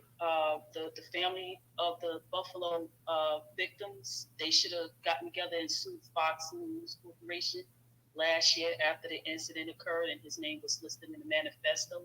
So I don't know why they missed the mark on that one, but he should have been sued. Thank you. All right, thank you, thank you. I see a comment from Creative Design. I guess you were saying if the dollar does crash, they can pay us in gold. That's a nice way to think about it, but that dollar crashes. I just don't see that happening. So I'm just being real, y'all. I don't. That dollar you're gonna need for if you talk about trying to get reparations, you got to have that dollar. I mean, I'm just being real with y'all, but that's a good way. That's a good way of looking at it. They hadn't been paying people in gold in a long time, so I don't even I don't even know exactly. I wouldn't even know the amount of gold that you'd have to pay people as well. I don't even know what the reserves and what type of gold we're holding anymore. You have to go to Fort Knox and all of that. So I would not even know exactly how much you'd have to pay if you went by Dr. Darity's 385 14 trillion. I think it came out to what 335, 385, 385,000 per person. So how much gold would you have to give a person? Let me speak on that real quick. There is no more gold being backed by the dollar.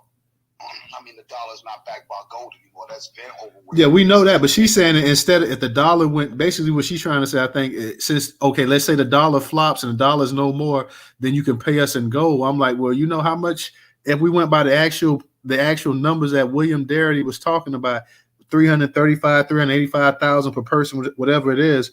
Do you know how much gold that is that you have to give a one particular person? Would the U.S. even have that amount of gold on reserve to give? That's the whole argument. They don't. Fiat money is not backed by anything. It's just that.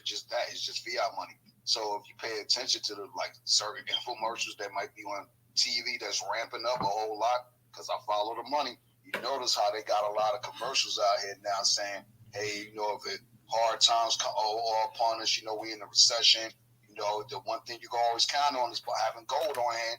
You haven't been seeing those commercials, bro? That shit is everywhere now. No, it's everywhere. They used to be on, every once in a while you'll see it, but now they rap. Yeah, I'm agreeing with you. I'm saying, you know how much gold that would be? But that's what I'm saying to you. They telling you to get your own gold. They're not gonna pay us anything. You know what I'm saying? So like Bobo said, if that shit were to crash, we gonna be burning $1 million just to stay warm because it ain't gonna be shit around here. All right, let me go ahead and get to Tammy. Tammy, go ahead and unmute your mic. Hi, family. Good to see everybody. Thanks, Newstoter, for letting me speak. How you doing? I'm doing well. I feel so much better today. I had a really good day, and this is my first time hearing about BRICS. I am so shocked. But I did just pull up a story that says that BRICS nations buying massive amount of gold ahead of plan to $3 billion. So they've already been buying the gold in huge numbers. China leads them. I don't know much more about it, but I will be researching it. And thank you for. I appreciate what everybody said about it. It's going to give me something to research because that's concerning. But I don't necessarily disagree with Bobo. I think that it's going to turn around real quick. Everybody's saying no about reparations. It's going to turn around real quick. I don't know exactly how, but we also have to understand that the U.S. has maybe Japan might be still on their side, Germany, Canada. You think Canada break away? France maybe. The UK. France already broke away. What? Okay. Well, we've done a lot to a lot of countries and in this world. So it'll be interesting to see, and maybe that'll be a chance for us to get them to leave so we can rebuild the country how we want it to be. And because we know how to make money, don't we, y'all? We've been making it for years. I wanted to comment on Don Lemon being fired. 17 years being with a company. You remember in the movie Waiting to Exhale, when she was talking to her husband about being married for 11 years. No, Love Jones. One of them. It don't mean anything. We stay at these companies for 17 years, and they don't give you any ounce of respect. And I'm not the biggest Don Lemon fan, but I think in Nashville, Tennessee, there was a newscaster, Demetria Kaladimos, who had been with this news station for, oh my God, 40 years or more. I mean, a long time. And they walked her out like a dog. And she sued them. They got a lot of money. But I don't know why we feel like we got to send people on their way in such an embarrassing way who have contributed so much. And it's a lot of companies do that. We have got to understand that just because we separate, it doesn't have to be in a vicious way, embarrassing, humiliating. Because I agree with the comment. Don thought he was safe. He did. And I tell you, this is almost as shocking as Marcellus when he was on, what was that reality show where he thought he was safe and they sent him rolling out the door. I mean, he was shocked. The Big Brother house. Y'all remember, it's like season 3. I know. So I think he was very embarrassed and humiliated. But I think his tweet said a lot. And I will never watch CNN again anyway. I don't watch any of the news stations anyway because I find that they push a lot of narratives. They don't research anything. They are more interested in Don Lemon being fired and Tucker Carlson parting ways. See, we look at all that, and they all, the news station, owe black people reparations for the way they done dogged us out over here. So I don't really agree with the way they let Don go, but he'll bounce back. Somebody said they don't think he'll disappear. Well, if he done, because Simone show did disappear. There's a lot of them that just disappear.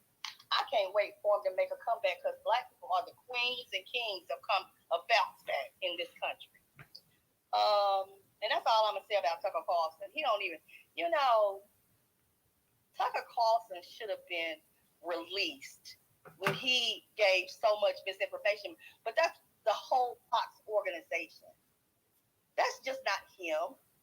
That organization needs to all be just. We've been lost respect for Fox.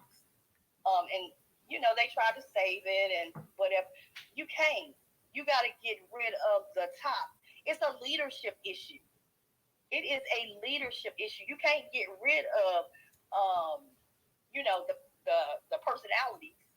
You got to get rid of the all of them are anyway. KimPotter. I just want to say a prayer to Dante Wright's family because this happens more often than you would think. We just don't see it in the news. And I think her suffering, if you go back and look at the video, the first thing she said, I want to kill myself. That heifer ain't tried to kill herself one time. And I'm not a proponent of that. But Kim knew what she did. She was more concerned with being charged than saving that boy's life. And that's the sad reality of how they treat black people. I know it's overwhelmingly black men, but more and more black women are getting that same reality check. They're not keeping us around anymore. And that's the sad part. They see no value in black life. And y'all know my experience I just had with Forsyth County, the most racist county in Georgia, in the country. So I have a lot to say about racism in America. And the only way it's going to stop y'all is when we stop being silent about it. We got to get rid of these politicians who refuse to stand up for black issues. We did something for the black. Y'all, what have they done? Nothing. So I appreciate this space. I just wanted to say that real quick. I will switch down to listening because I feel like y'all are saying so much good stuff that I want to hear about it. But thank you, Newstoter. Thank you, Tammy. Let me go ahead real quick. Hold on, Professor, real quick. Let me give a shout out to Cognitive. Cognitive, thank you for your donation as well, too, brother. I appreciate it. What you was gonna say, Professor? I'm just gonna say, Tammy, keep your head up, love, and just know we are here for you. You know, the Black American family is here for you. But we do love you, Disruptor. Okay, so keep your head up. And family, I just want to say this real quick too. What is the lesson in all of this? I'm gonna take you back to the brother Ice Cube when it comes to Don Lemon, and it goes back to that song that he did. I think it was in the '90s. Check yourself. So Don Lemon.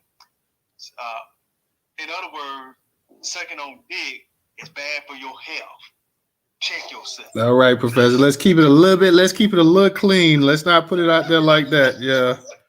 Oh my Yeah. God. Let's not go too far because we even gonna try to get some younger listeners on here as well too. So we're gonna start cutting back on some of our language. I know it's hard because we got a bunch of grown-ups in here and whatnot, and sometimes we all slip. I know I do, but let's not get too far with it right there. Just in case we may have some teenagers that want to hear some information and get some knowledge, they can come up in here and they can listen as well too. So, because I told no fun.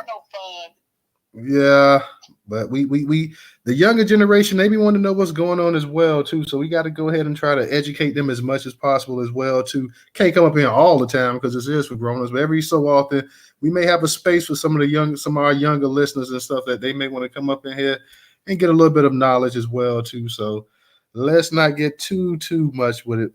Let me go real quick as well too. Let me see who we got. Mr. Engaging next. Mr. Engaging, go ahead and unmute your mic.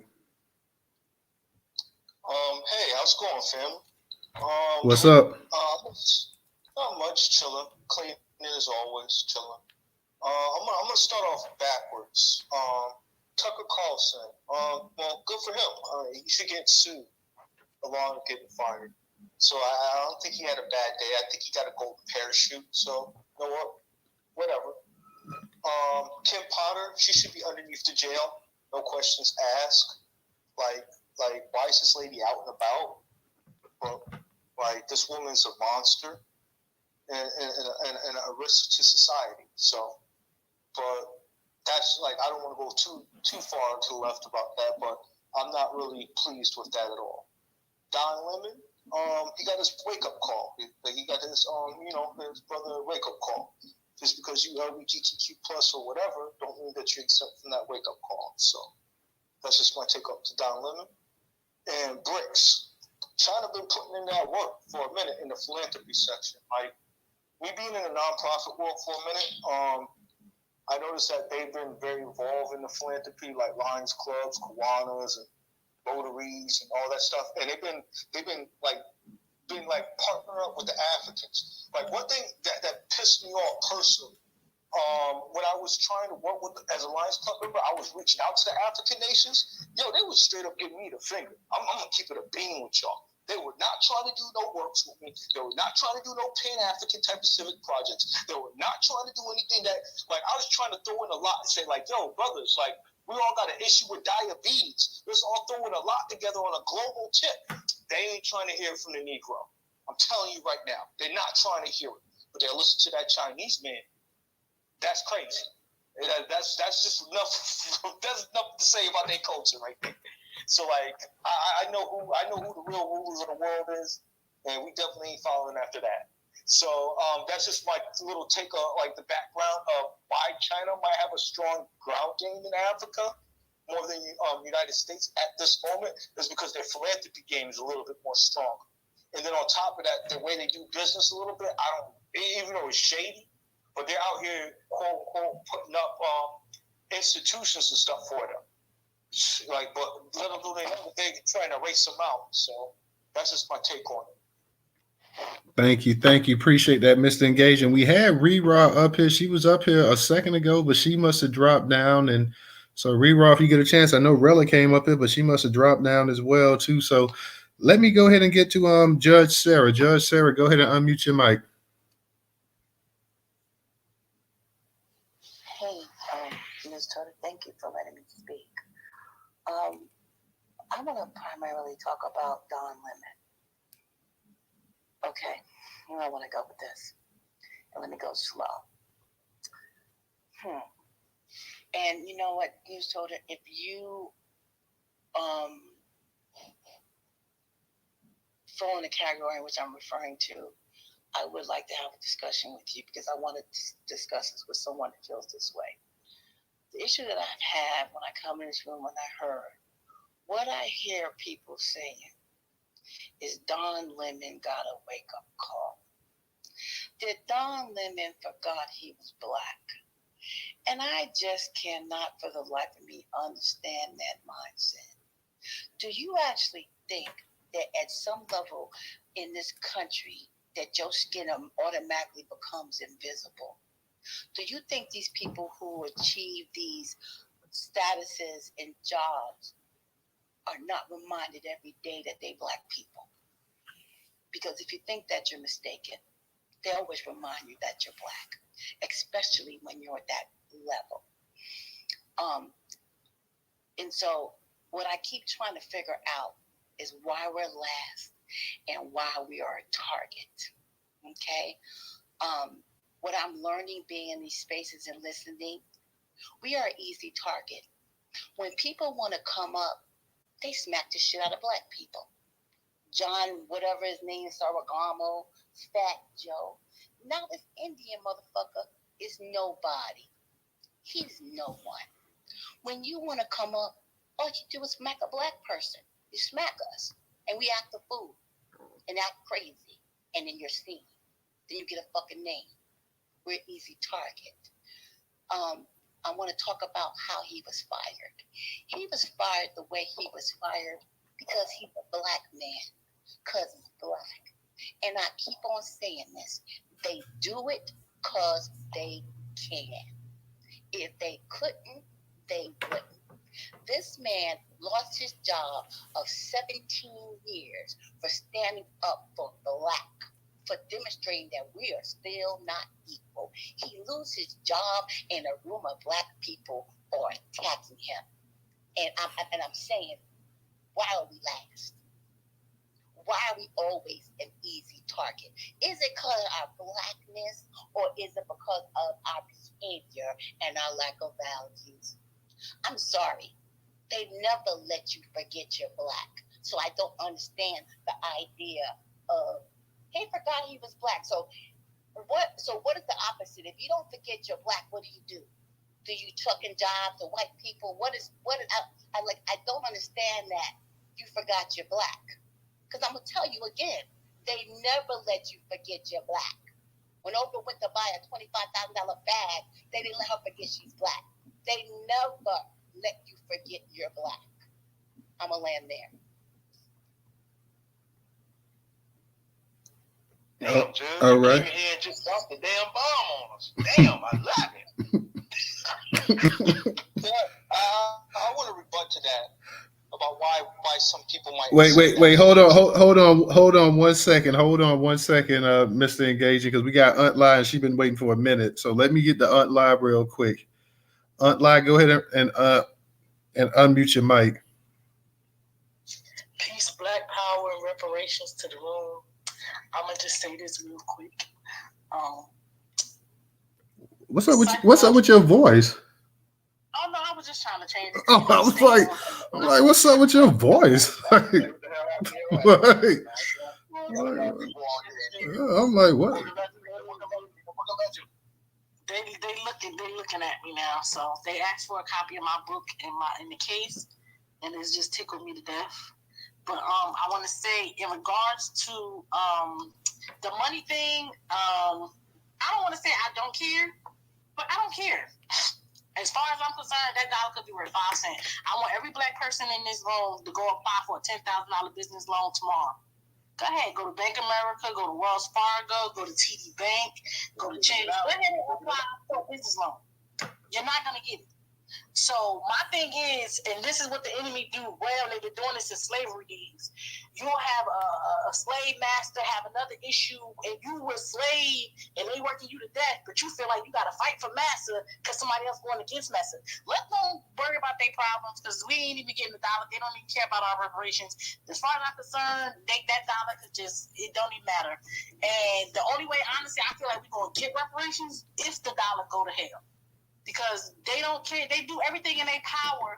They literally created systems for generations, since 1619, to make sure that we don't get a damn dollar. How dare I sit here and fight for it, or even get upset the fact that somebody else is, they ain't got nothing to do with me. I'm a mind the business that pays me, and karma is a bitch. So whatever happens to them, happens to them. I can't get along. And with Don, as far as Don is concerned, and as far as Tickle Me Carlson, I don't care. The guy who owned Fox, somebody bought CNN. CNN was bought by another company. They don't care about us anyway. And for the record, somebody said that he was fired he was fired not because he got with women. He was fired when he started talking about the white women. And even though they say whatever her name is, ain't she white. That's why he was fired. He started messing with the white women. He got them allegations with the women, with the Me Too. That's why he had to go. As far as the murdering chick, the streets are not streeting no more. I believe we need more Nat Turners, because we got a lot of Martin Luther Kings. We need more Nat Turners. And Black people as a people should be making sure, and that's why they don't want us to know who Nat Turner is. But we need more of Nat Turners in this world. This world will be a better place. I want to give a shout out to Malachi Johnson. I want to give a shout out to Chris. I can't think of his name, but that's what we need. That's the solution to the problem. Because the street's not streeting no more. I don't understand how my brother could get shot and killed and get murdered by somebody who looked like him, but you got these people out here just walking around like ain't no tomorrow. In regards to, I forgot my train of thought. But in regards to what my brother was saying, my brother Fred was saying, what Black people need to do, and this is the thing, it's an episode of Living Single. My girl Maxine, the attorney at law, Maxine Shaw, she ran for office, and it was a teacher who ran for office. He didn't, even though he couldn't win, he still ran for office. So some of his platforms, because if you make enough noise, some of his ideas had to be given in, and the person who won had to pick him up because the people supported him. That's what Black people need to do. Black people need to stop. They literally tell us what we need to do because they do it against us. They literally put campaigns or get people to run against people like Ford Motor Company. They created another company. The Mercury Sable is a damn Ford Taurus. They literally created their competition. They do that on purpose. So either way, you're picking them. Black people need to vote, but Black people need to pick a candidate that we need to vote for. And it doesn't matter if they don't win. That's not the point of us voting for our candidate. Voting for our candidate is the person who talks about our issues. If we say we ask for a pro-Black bill, that is what we're asking for, a bill that's for Black people, by Black people, to empower Black people. That is what we need. In that bill is reparations. In that bill is police accountability. We want to get rid of the immunity. In that bill is education, CPS. We want a pro-Black candidate. A candidate that's who we vote for. So when we say we're not voting, that is a vote. Because they know even if you don't vote for them, they're going to treat you however they want to treat you. So be very, very careful, because I have literally been going to the election and putting my name down. And I know there's people like, I don't know who the hell this person is. Yes, I'm going to vote for myself because I know that I'm going to do a better job than you, even if I don't win. So we have to get in the mindset that we do have power. It's 40 million Black folks. If we can get 1 million to pick one candidate and vote for, that says a lot, especially when they've done everything in their power to pit us against each other. We have to understand that we come from greatness, and once we start realizing, wait a minute, just like with Marcel running in South Carolina or North Carolina, one of the Carolinas, that put reparations to a point where everybody named Mama talking about it now. Just behind that one candidate, and they weren't talking about it before. And I'm older than Marcel. We have to understand how this shit is bigger than Nino Brown. We got to understand how they do things. They put candidates against each other. They do certain things. We got to play out of their play. That's what the Black Panthers did. The Black Panthers was like, oh, they can have guns. They went up in there with the guns. They did everything that was legal. That's what we need to start doing. We need to get a candidate, and that is the candidate we need to vote for. So when the Republicans see that their votes were ciphered and the Democrats see that their vote, because again, they don't care about us anyway, so then just take it to the max. We are the Freedmen Party. We are freedmen. And we need a freedman candidate for pro-Black legislation. Please, people, I want people to start saying, instead of anti-Black, because when you say anti-Black, you're saying against Black. Yes, it's against Black bill and all this other stuff, but what comes out first? 2 words. The Republicans are good at this naming and propaganda. So say you want a pro-Black bill. Pro-Black, that's it. Congressman, pro-Black, that's what we are. We want something that's for us, by us. And including that is reparations. I want us to stop saying anti-Black, because all I hear is anti-Black, anti-Black, anti-Black, anti-Black. And it's like, damn, what's against Black? Hey, real quick, Outline, because we got a good amount of hands up, so I'm gonna let you land it so we can. I'm gonna land my plane, but again, we want a pro-Black bill, and we want a candidate that supports that agenda, and that is who we vote for. Okay, thank you, sis. The only reason I shut you down a little bit sooner than I normally do is because we got a decent amount of hands up in here, so I want to go ahead and get to them. I'm gonna get to Fred. Fred, you still up in here? Yeah, Fred. Okay, Fred, go ahead. Unmute your mic. Okay, can you hear me? Yeah, I can hear you. All right. When I say, like, let the dollar crash, I've always been for cash payment as far as reparations. But what you got to think about is, if you got that money, what would you do with it? Because see, more than just, like I say, if you take cash payments as of right now, yes, that'll help us to move the needle. But along with that, tax-free status, along with that, land allotments, along with that, licenses for radio stations. See, there's a whole bunch of stuff that came in the 1866 Indian Treaty that nobody who claimed they represent us even went up there and fought for. But see, right now, if you look at why a lot of us are subjugated, and who are we subjugated by? The people we're subjugated by, the one thing that I think there's 3 white families that have more money than all 40 or 50 million Black people in America. So when they mess around there with, especially with the foreign capital that China has invested in this country, China owns interstates over here in America. We don't really have no friends in this fight. So if they get to fighting over whose currency is going to be the most relevant, that's fine and dandy with me. Because if you look at Black people, we've always alone have been the capital of this country.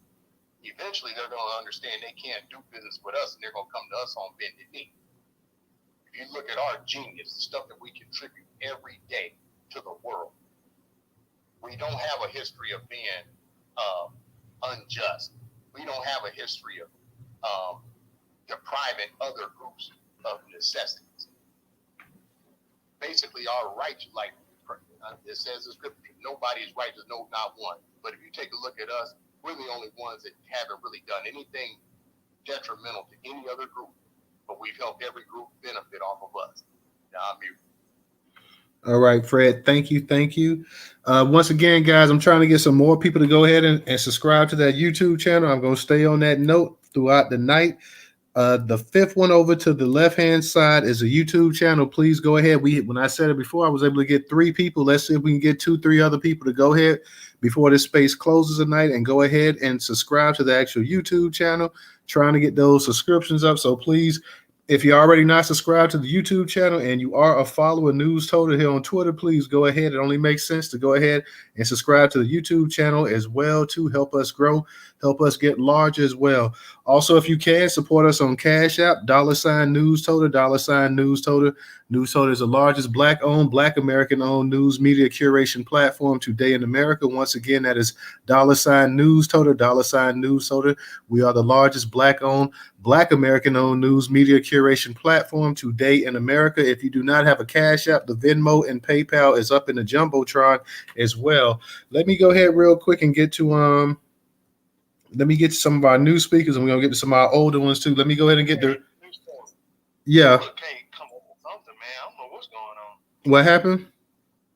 Willa can't come up. I can't see the. Yeah, I kept yeah, because every time she would request and we would approve it, and then I even sent her the actual So I don't know if it may be something on Rella end, because I'm not having any issues bringing anybody else up. So Rella, I'm not sure if you may have to come out of the space and come back in, but I'm not sure what it is, because I know you tried to come up a few times and I thought you was there, and then next thing I look, you were gone. But we haven't had any issues bringing anybody else up today, so I'm not sure exactly what that is. Here I am. Oh, okay. So I saw you. It wouldn't allow me to. It wouldn't allow me to. Every time I kept pressing the button, it wouldn't allow me to, and I was gonna leave and then maybe come back and try to restart. Twitter is tripping. Okay, so since you up here, because I know you've been trying for the last 30 minutes. Did you want to have something? You want to say something first? I can wait because everybody got their hands up. Okay, well, I'll come back to you. Just put your hands up, but I know you was trying for a while, so I'll come back to you. Let me go ahead and get the Reg Rock. Reg Rock, go ahead and unmute your mic. Do you see my hand? Because it won't let me. I don't see your hand. It won't let me do it. Oh, I see it now. Okay. Okay, Reg Rock, you got. What's up, fam? How everybody doing? Does anybody in the room, the space to host it, anybody in the family, can they cite some examples of why we say Don Lemon must have forgotten that he was black? Because I've been thinking, I can. Okay, I just don't remember. I haven't been following that close over the years, especially since the new black video comes out. So, can you give some examples of why we say that? Other than the general being Democrat and doing a little code switch at work, which we all have to do to some extent. It wasn't the code switching at work. It was the fact that he was bashing on black men, especially when it came to voting policies and such. And like black men that might have had like a conservative leaning or whatever, or conservative perspective of view, he was like more like an attack dog on them. That was the reason why some people say he got his wake up call. Like he didn't care. He didn't have like the same regard for black men, even though he is a black man, quote unquote. So that's the reason why some people, like such as myself, say he got a wake up call. Okay, good. I just couldn't recall anything specific, but now that you say that, I do remember that now. I feel sorry for him, but I guess he got his wake up call. All right, fam. Everybody have a good night. All right, thank you, Reg Rock. Let me go ahead and get to let me see, Dr. Lisa. Dr. Lisa, go ahead and unmute your mic.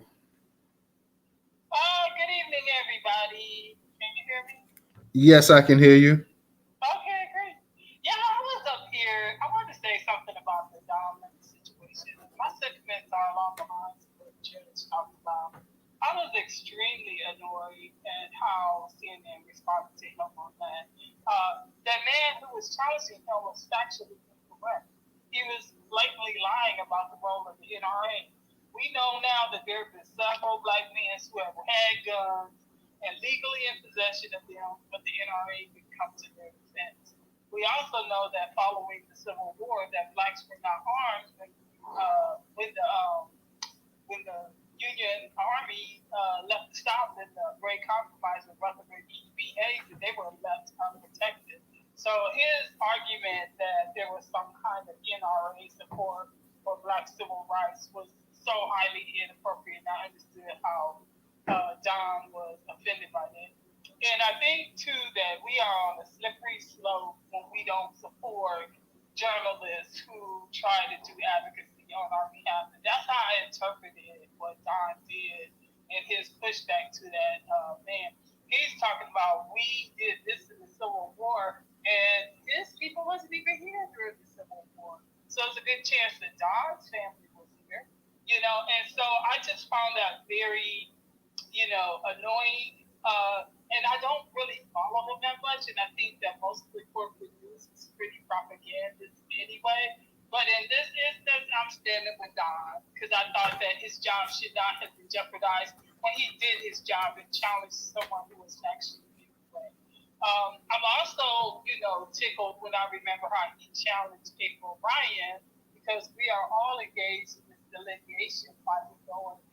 And Don Lemon was quite adamant with April in explaining how Kamala Harris was not an African American or a descendant of those things. So I guess I kind of, tip my hat to Don. If he was going to go out, at least I felt like he went out with black dignity. And that's pretty much all I want to say. Okay, thank you, Dr. Lisa. And in my personal opinion, I believe that the reason Don Lemon was fired and let go was because Don Lemon started getting into it with those white women at CNN. Don Lemon started having some issues, and they started talking about when they started talking about labeling you as basically being a chauvinist and misogynistic and stuff like that, and you black. And even though Don Lemon is supposed to be black and in a protected class of LGBTQ, Don Lemon, you had a bunch of supposedly white women complaining at CNN that Don Lemon was making certain comments and his attitude towards women and his behavior towards women. Not that interview with that Indian dude is not what got him canceled. The whole thing that Don Lemon started getting into it with these white women who are the ultimate protected class in all of America. They are the pedestal. They are on the pedestal here in America, and that's why Don Lemon got canned. Don Lemon started getting into it with these white women, and you can be a black LGBTQ man all you want to, but you do not take preference over white women. Simple as that. And that's why. I don't know about that. I know about that.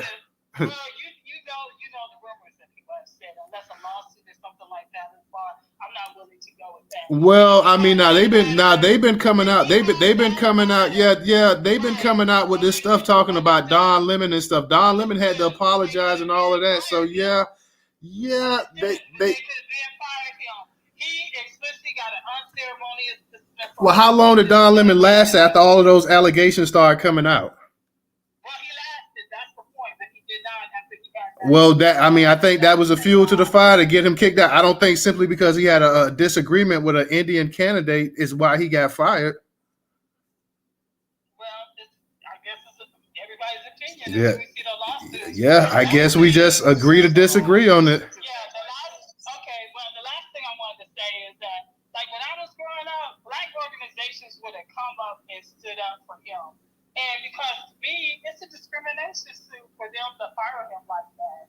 And I was just disappointed that there was none of these types of groups even to say that there should have been some kind of progressive discipline or some kind, because all the time they have these instances where people supposedly, was he on any kind of progressive discipline plan as it relates to these women? I have no knowledge of that. I haven't heard them say that was the case.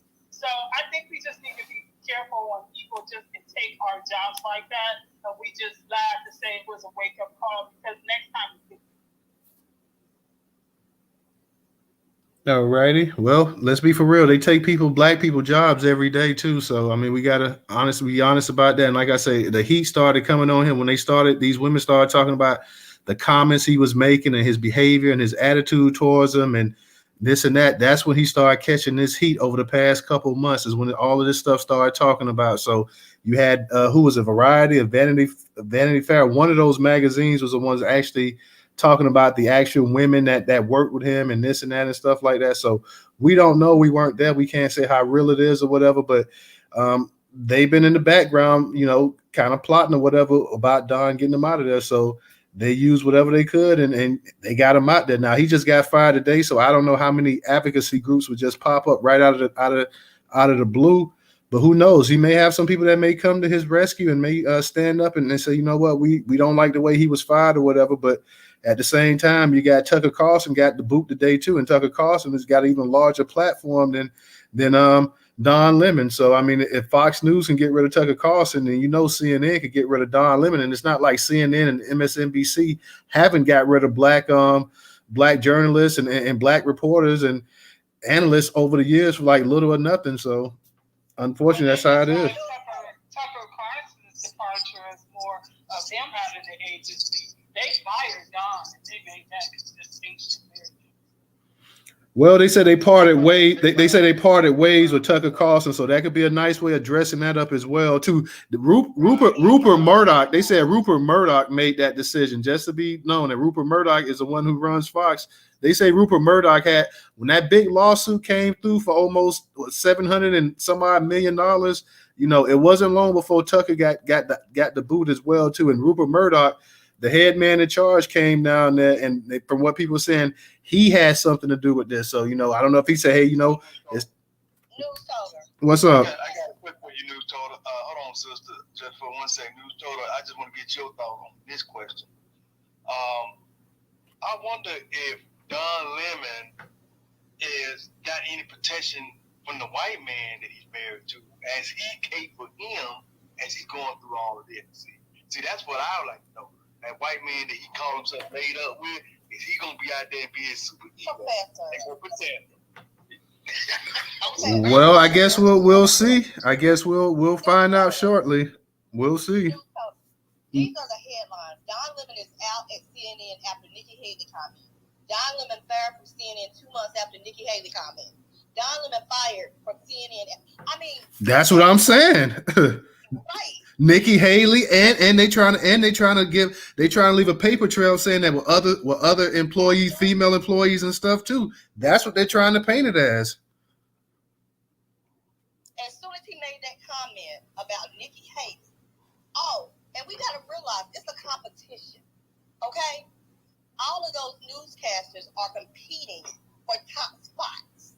So don't think Poppy's little ass was just sitting there happy to be sitting next to Don Lemon, who, you know, we are always under attack because we do our job better effortlessly. And one thing I wanted to say, Judge, I don't think Don Lemon forgot he was black. He just thought that he was protected. You can't forget bingo. And you're never he forgot. I think that he thought you're never protected. He didn't forget it. You're never protected. No, because we get addressed every day. And we're never protected. We're never. But you know what? He thought he was protected by his white black unity. That's why we're not protected. Hold on. Don Lemon is different though. He thought he was protected. Hold on, real quick, ladies, real quick. Let's get one at a time because actually, it's actually Rella's go as well too. So let me go ahead real quick. Original and Baby's sister. Do one of you guys want to drop? Because we had a couple. I'm trying to drop both of you if possible because we had a couple people that was trying to come up. If that's cool, and I could bring you back up in a second. Original, is it cool if I go ahead and drop you down from speaker for right now? Okay. I think Original was sweet. He was getting some good Z's down there. Let me see. I may go ahead and remove him from speaker real quick. And bring Volvo up real quick. He'll be back about 4:30 in the morning. 4:30. Yeah, he had a nice little. I heard him. He had a nice little in and out breath going. I said, "All right, Original, get you some Z." Yeah. We put a real heavy on Saturday night. He was all right.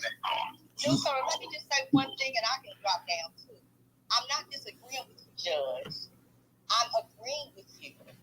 I'm just saying it a different way from the way I see it. He never can. Black people can't forget that they are black.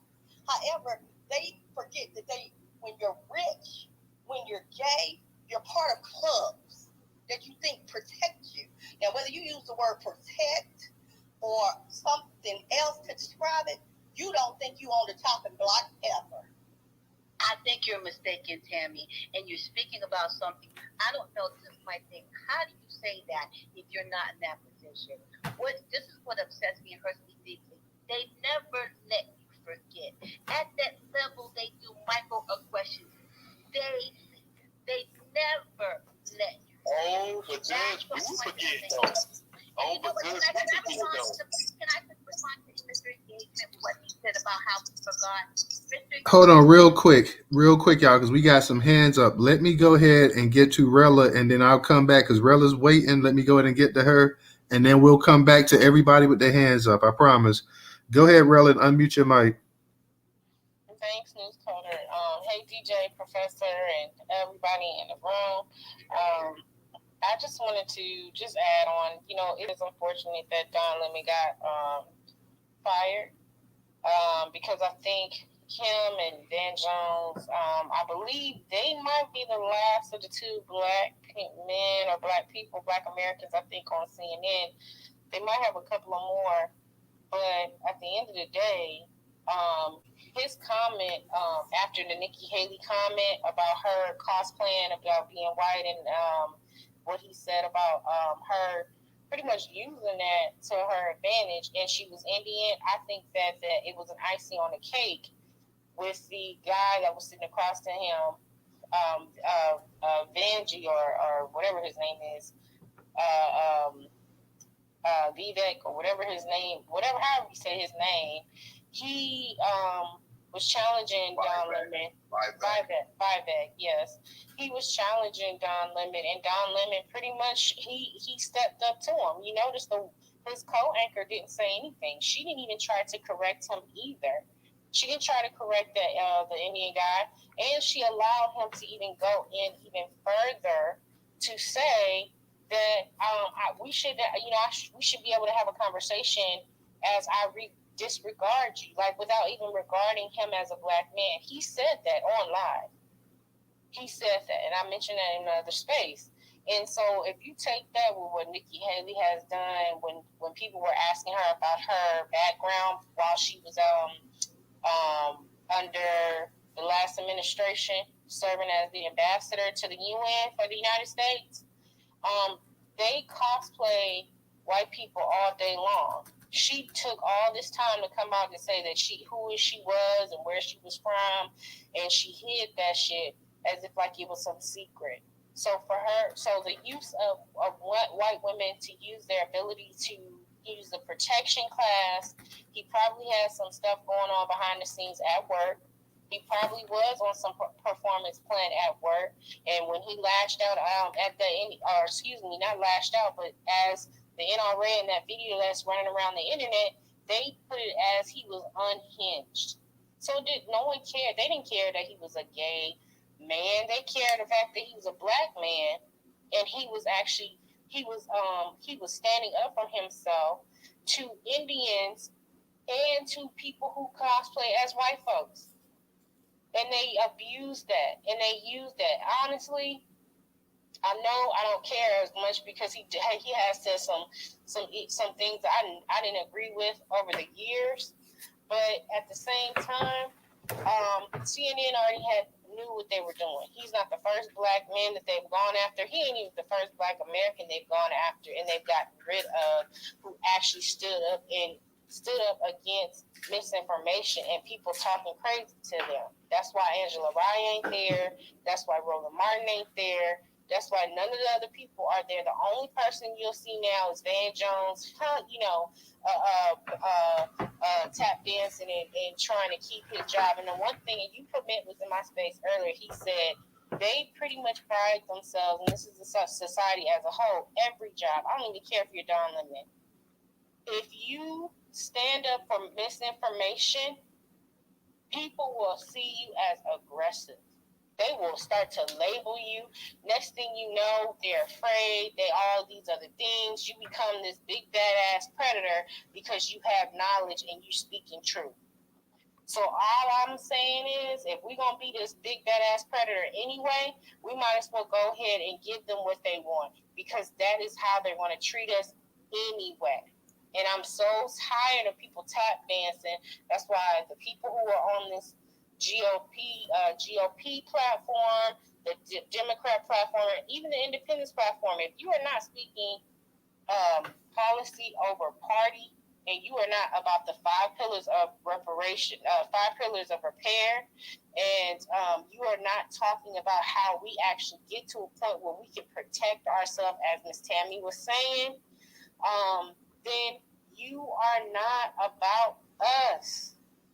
I don't care about nothing else. They did Don Lemon the way they could because they have authority. He did not own CNN. There was no one there to protect him, whether it was about the white woman or the Indian guy disrespecting him. no one has come after CNN, and no one has come after them white women for abusing their authority and their position, and we should. And that's why I've been calling for the FCC to investigate that entire show and what was said on that show, because it was inaccurate, it's a misinformation, and it goes against what the FCC is supposed to be standing for when it comes to our protections in media. And I land. All right. Thank you. Let me go ahead and get to Mr. Engaging. Mr. Engaging, go ahead and unmute your mic. Hey, brother, I'm walking, but I definitely want to weigh in on this as I'm going for my walk at night. One of my things I want to weigh in is that Don Lemon, I look at him and what he represents is an enemy of our culture and our society. And what I mean is that how can somebody from his background produce a healthy heterosexual family? I find it very disturbing that women will go out their way and advocate for him. And it makes me wonder, do they advocate some of these other black men that have lost in their jobs unjustly? So that's what I'm going to say to him. You thumbs down all you want. But the thing is, you should want to look out for the heterosexual black man, because he's the one who's going to defend the honor and actually do it right. I ain't going to have no funny bunny dude speak for me. You might not like it, but that's just the way it is. And the way it is how it went down is he ain't got no support. Because he ain't got no support is because nobody in the grassroots is listening to him. See, if he would have had the support he needed, he would have been advocating right. And he would have had people stomping the yard for him. That would have been true. But since he was dissing around black folks and dissing around black men, that's why he ain't getting the support that he needs. End of the story. So what's the lesson that we can learn from this? Don't diss on black folks, because you're going to need their support later on. So we all we got. And if you can't comprehend that, then you deserve to be on the outs and be on the cold. Real talk. All right, Mr. Engaging. Let me go ahead real quick. We had Judge Sarah up here, but she bailed. So let me go ahead and get the Black Native. Black Native, what's going on? How you doing tonight? Hey, Newstoter. What's up, DJ Professor, everybody? I'm a little bit late. Hey, what's going on, y'all? I'm going to give my input with Don Lemon. I agree with you, Newstoter. He's been saying a lot of problematic things for the past, I'm going to say, year. And he probably was on a write-up. You know, they didn't probably call the man in the office, because he said something, I don't know if it was about, what's the name, the lady, Nikki Haley, when I think she was running and he said that she hit the wall. Yeah, he was basically saying she wasn't in her prime anymore. Like, basically you had to be in your 20s, 30s, and even maybe 40s. But yeah, she was past her prime, and that pissed a lot of women off, especially white women. Let's be real. Right. Yeah, that's what it really was. He said a lot of things, and they don't give a damn about him, speaking about black issues, because they know he's sleeping with a white man, so his loyalty is, with Brad. So I believe it was when he said that. And he also said something else. I don't remember, but he's been on the hot seat for about a year. So this was all they needed. This was the excuse. Oh, this was the straw that broke the camel's back. This is what they're trying to tell us, and all the other shit. And he said some fucked up shit about black people too. See, I used to watch Don Lemon. I used to watch CNN. I haven't watched it in maybe about 2 or 3 years, because it was just like, why am I watching? Because it's like Fox News, CNN, all of them. You don't really get the news. You got to watch Al Jazeera or something like that to really get true news that's around the world. So cool. They did it to Roland Martin. He replaced him. That was his replacement, and now he's out the door. And I just happened to be watching a YouTube video, because, CNN comes on YouTube.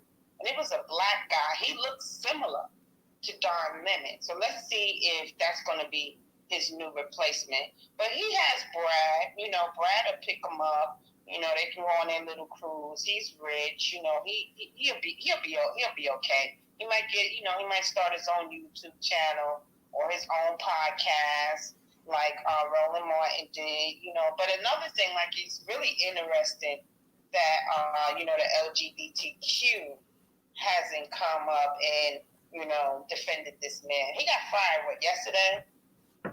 was it yesterday or today? I think it was last night. So, it's kind of odd that, he represented LGBTQ to the fullest. He used to get drunk and all kind of shit. And that's his personal business. He's an adult. I think he's like 56 or 57. But, yeah, let's see if, his community comes out and supports him. But he's not going to get it from the grassroots because he doesn't associate with, the grassroots. He's more of a, I guess, he's in a different echelons. And, he got his nigga wake-up call. And it is what it is. I want to know what happened with Tucker Carlson. What did he say? Because he's always said a whole bunch of problematic shit, too. So what did he say? Now, don't forget, Fox just got hammered for almost $750 billion in that lawsuit. So, and his mouth, I think he was going to be one of the ones that they were going to call up there and have testify. So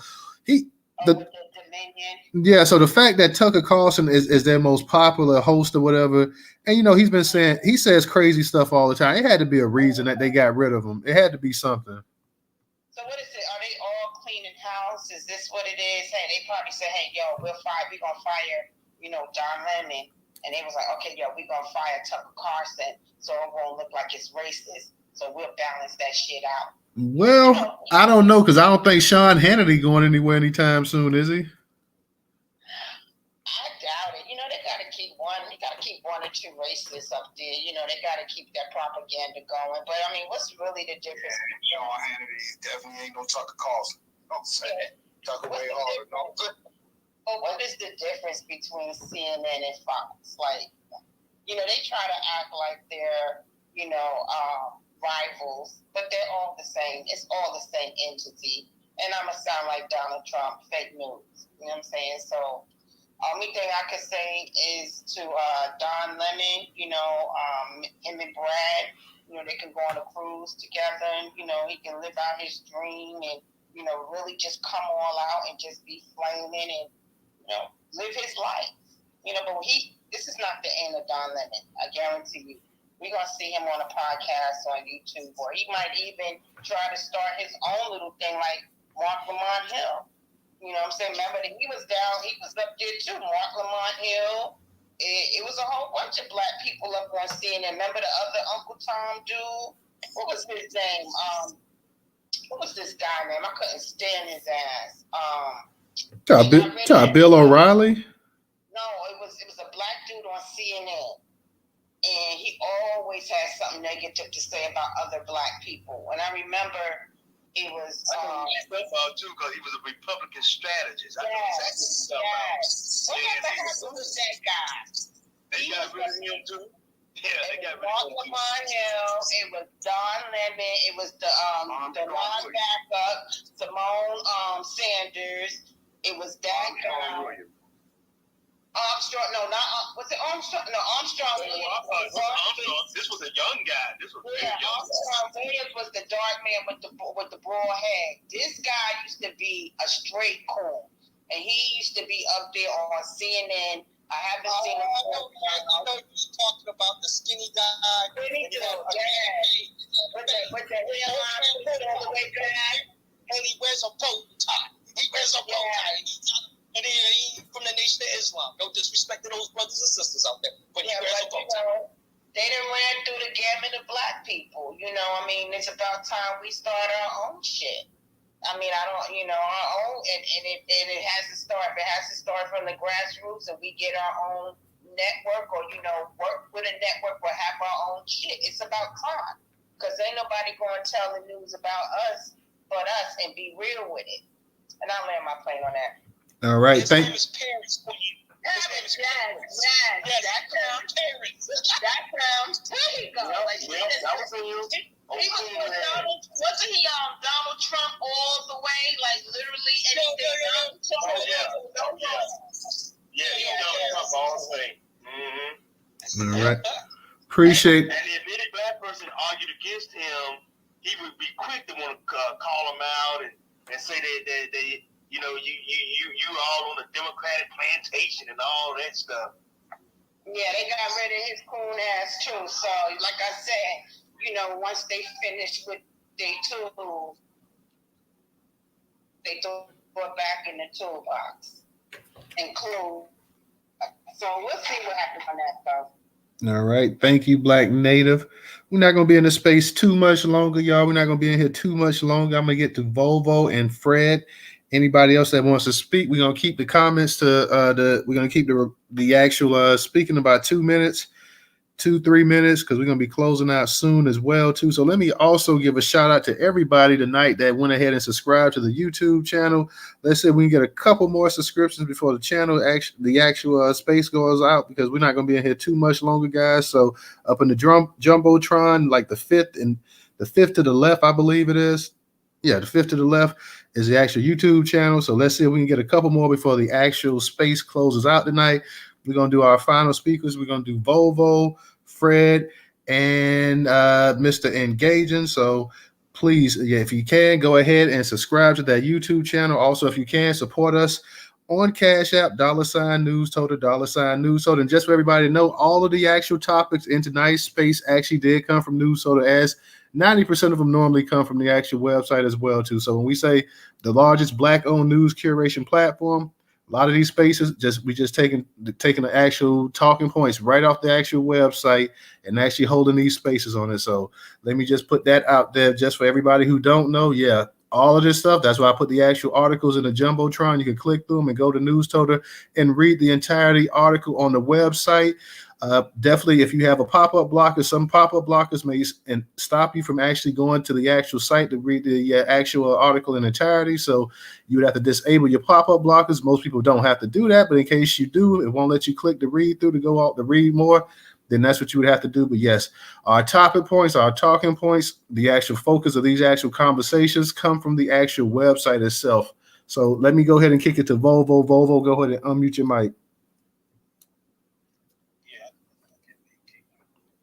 And you getting low every time you come on the mic. You low. Try it again. Try one more time. I can hear you a little bit better. Yeah, well, okay, now I can hear you good. I can hear you good now. All right, I just want to say real fast, Tucker Carlson might have dropped Fox News. He might have fired Fox News. Like, more than likely, that's what happened. He can make more money on his own now. His audience tuned in to see him. So he took his audience with him. I seen, right, when Ted Cruz, was he a governor or a senator in Florida? I know you're in Florida. Ted Cruz is in Texas. Ted Cruz? Yeah, Ted Cruz in Texas. He's a senator in Texas. Oh, Ted Cruz, all right, Texas. Ted Cruz said that the people that went in the Capitol building, he called them terrorists. He had to go apologize on Tucker Carlson's show, and Tucker Carlson chewed him out like he was Ted Cruz's boss. If you don't believe me, you can go look that up for yourself. He chewed United States Senator out on national TV and made the United States Senator apologize. Tucker Carlson, a news anchor, chewed out a United States Senator on national TV and made him apologize, made him come on the show and apologize. You can look that up for yourself. He got more power than senators because he got a big voice. They like what he's saying. He the type of motherfucker, mark my word, he the type of motherfucker that'll run for president one day. Because now he got a big voice. Remember, we thought Donald Trump the president, goofy Donald Trump, they said all types of shit about him. And what happened? He the type of motherfucker, when I seen him chew out a United States senator like he was his boss and made him apologize, I said, that man powerful. I land my plane. Volvo, I will say this right here. I mean, because Fox News is a number one like cable show in terms of like the actual news programs and and some of that has to do with Tucker Carlson as well too, because I believe he has a #1 slot. But you got to remember, Fox News has been outdrawing MSNBC and CNN for a long time. So they'll just find another person, because Bill O'Reilly at one time, Bill O'Reilly was making $20-30 million off of Fox News. So Fox News, you got Rupert Murdoch, who's a billionaire. His pockets are deep. He can go ahead and he'll supply the money or whatever. But I don't think you can say Tucker Carlson is bigger than Fox News. But I'm sure if he leaves that, he can do a podcast. There's a number of things he can do, a blog or whatever. What I was saying, brother, I ain't saying that he's bigger than Fox News. Of course not. He ain't got no bigger pockets than them. They pay his side of it. What I'm saying is that they might want him to go one way and he's gonna go the other way.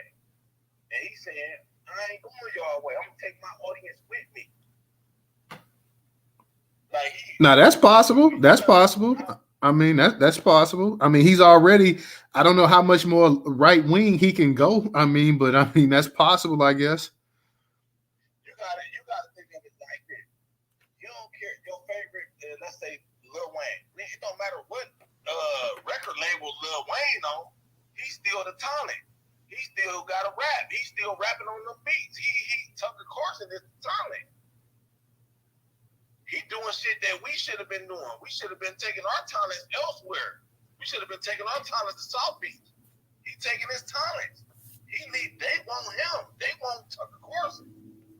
He the one that had them tuning in. You can say that they can build somebody up, but not necessarily. There's a lot of guys they trying to give a platform to, it just didn't work. You know what I mean? Like that's but I ain't gonna hold up the mic, brother. I appreciate you letting me speak. No problem. Let me go ahead and get to as a Fred. Go ahead, Fred, and then we got you, Mr. Engaging as well too. All right, can you hear me?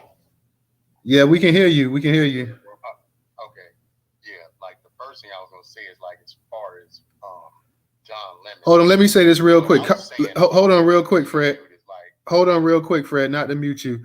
Congregative, I'll let you come up because I'm going to let you be the last speaker so nobody else requests to come up, because I know you haven't had a chance to speak tonight, but I'll let you be the last speaker for the night. Go ahead, Fred. I'm sorry. All right. Can you hear me? Yeah, we can hear you. Go ahead. Okay. Yeah. What I was saying about Don Lemon is that I'm saying that I knew he had other allegations against him and that stuff with Nikki Haley, but what I was saying is what actually did it in was when he got to arguing with that Indian dude. Like I'm saying that because the stuff he was saying was things that were irrefutable as far as Black American, and they don't want that narrative getting out on a big platform like that because they know they can't do anything to counter it. Now with Tucker Carlson, it's kind of like what the brother was saying, but what I'm saying is this: Tucker Carlson was like their biggest draw. So what Fox News said was, look, Tucker Carlson probably said he wants more power because he had actually 2 shows on Fox. He had Tucker Carlson's America. But now what he came to Fox News said, look, Fox News said, yeah, I know that you are our biggest draw. So what they did was they said, look, you can do this you can go off and do something on your own. Therefore, the news station won't be held liable for any shit that he says that's going to be too politically, quote unquote, incorrect. And that's the story with Tucker Carlson. All right. Thank you, Fred. Let me go ahead and get to Mr. Engaging. Mr. Engaging, go ahead and unmute your mic. Yo, that's a good point about Tucker Carlson. I kind of do agree with that. What is his next move would be the question. And I think we should be monitoring that and seeing what he up to. He could be on the next cover of Stormfront or something, running their pages or something, or running a platform. Like, who knows? Like, really, who knows? The guy got the draw and he got the power. He got a little bread underneath his pockets. He can actually do something like that. That's something. Kudos to you. Like Volvo, you earned a follow for that. Like you actually said something that was tangible that I could give you a salute on, because that's something that I don't think a lot of people. That was Fred. No. But before that, it was Volvo that said it first, and then Fred seconded. But shout out to Volvo for that, and Fred. But the point that I wanted to get at is I'm starting to notice a trend even though I don't like Don Lemon, and that's not the point that I want to get at, is that all our black news anchors and people that we depend on are on podcasts. I think that that's kind of a problem. And what I mean is that either A, we need to start creating our own type of networks, set up the Newstoter, like either like bigger conglomerates, like we should be pressuring our business moguls to be doing that. Like they need to be working together, building these type of platforms that are actually reaching our community and actually doing the work.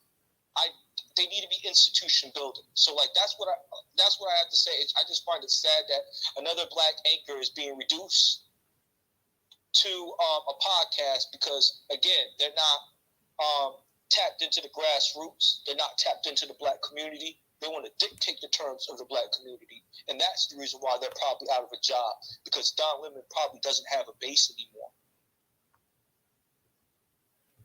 All right. Thank you, Mr. Engage. And go ahead. Let me go ahead because I'm about to close it out real quick. So let me go ahead and get to let me get the cognitive real quick. What's up, man? It's a great space. I just want to give a quick public service announcement. When you come in these spaces, please don't be coming on the mic drunk because the last person that spoke, Volvo Rants, Negro, sometimes you just need to stay on your mic, man. I don't know if you trolling. What you just said was just stupid as hell. And I'll land my plane. Hey, Cognitive. Hey, Cognitive. I just want to say we got one black anchor left. We got one black anchor. I don't know if you want to. He's a black man, but he reminds me of what's the guy Gumble? What's that guy named Gumble? The black white man. Brian Gumble. Okay, so we got the black man that's on NBC Nightly News. That's the host. So y'all, yeah, he'll be cool too. So y'all, I mean, but he's still a black. I mean, he's not white. I'm just. Real quick, y'all. Real quick, because I'm shutting this space down. I'm gonna let Trouble say something real quick because I was actually Mr. Engagement was gonna be the last speaker for the night. Then I let Cognitive come up. Now I'm letting Trouble come up. So I'm gonna let Trouble say something, and then we shutting this space down for the night. Go ahead, Trouble. You gotta let me defend myself. Go ahead, real quick, Volvo. Yeah, I'm accused. This guy literally just got up here just to say something to me. I don't know what's wrong with these niggas. Y'all can see this now. They following me. These is grown men. He got up here, didn't touch on the topic or nothing. Just for me. It's weird, man. Okay. Let me go ahead and Trouble. Go ahead and I'm gonna let you be the last speaker for the night. Nobody raise your hand. Nobody request to come up and speak. That's it for the night. Go ahead, Trouble. Hey, everybody. Thank you, Newstoter. I know you're getting ready to shut down, so I'm going to be quick. I won't be long-winded, Professor, so I'm... Before you get us in trouble. I love you, Trouble. You know, much love to everybody in the room. The BRICS situation is a little nerve-wracking for me, just mainly because I know that this is something that is going to be good for the world to a degree to knock the American dollar out of place so everybody can thrive. But as an American living in this country, it's still a little bit nervous because my black ass is still here. The Don Lemon situation, they've been after Don for a long time. And we have to remember we got an election year coming up. And so generally when the elections start coming around, they start making some moves, not too long before then. So it doesn't look like they're trying to get rid of their black people, just because it's the election time. I knew once they got rid of Como, everybody started talking about Don Lemon then. And so his ratings had always been discussed as being low. So I knew it was really just a matter of time. So when they moved him out of his slot, the countdown was on. The countdown had been on for Don, So like you were saying, Toter, he got caught up with those back-to-back saying stuff about white women, and then Don Lemon to me kind of sits on the fence a little bit. For a long time, he really had a lot of white talking points, but at a certain point in time, I'm thinking with a lot of those black folks getting killed and stuff, it sort of seemed like he had a bit of a wake-up call, just a little bit. And then he started talking with a little bit more, blackness, within him. So, and that to me was a little bit appreciative, but you can't be too black on these networks. And once they start seeing that, they coming for you. When it comes to KimPotter, yeah, they were her slaves, so I didn't expect her to do too much time. And to be honest with y'all, we really don't know when they do have no other choice but to send these people to jail, what their jail life looks like. They might be sitting there having a good old plush time, or they might take them in the front door and ease their ass out the back door. We'll never know. But they were her slaves, and like you said, someone else said, the white woman is coveted and protected in this world.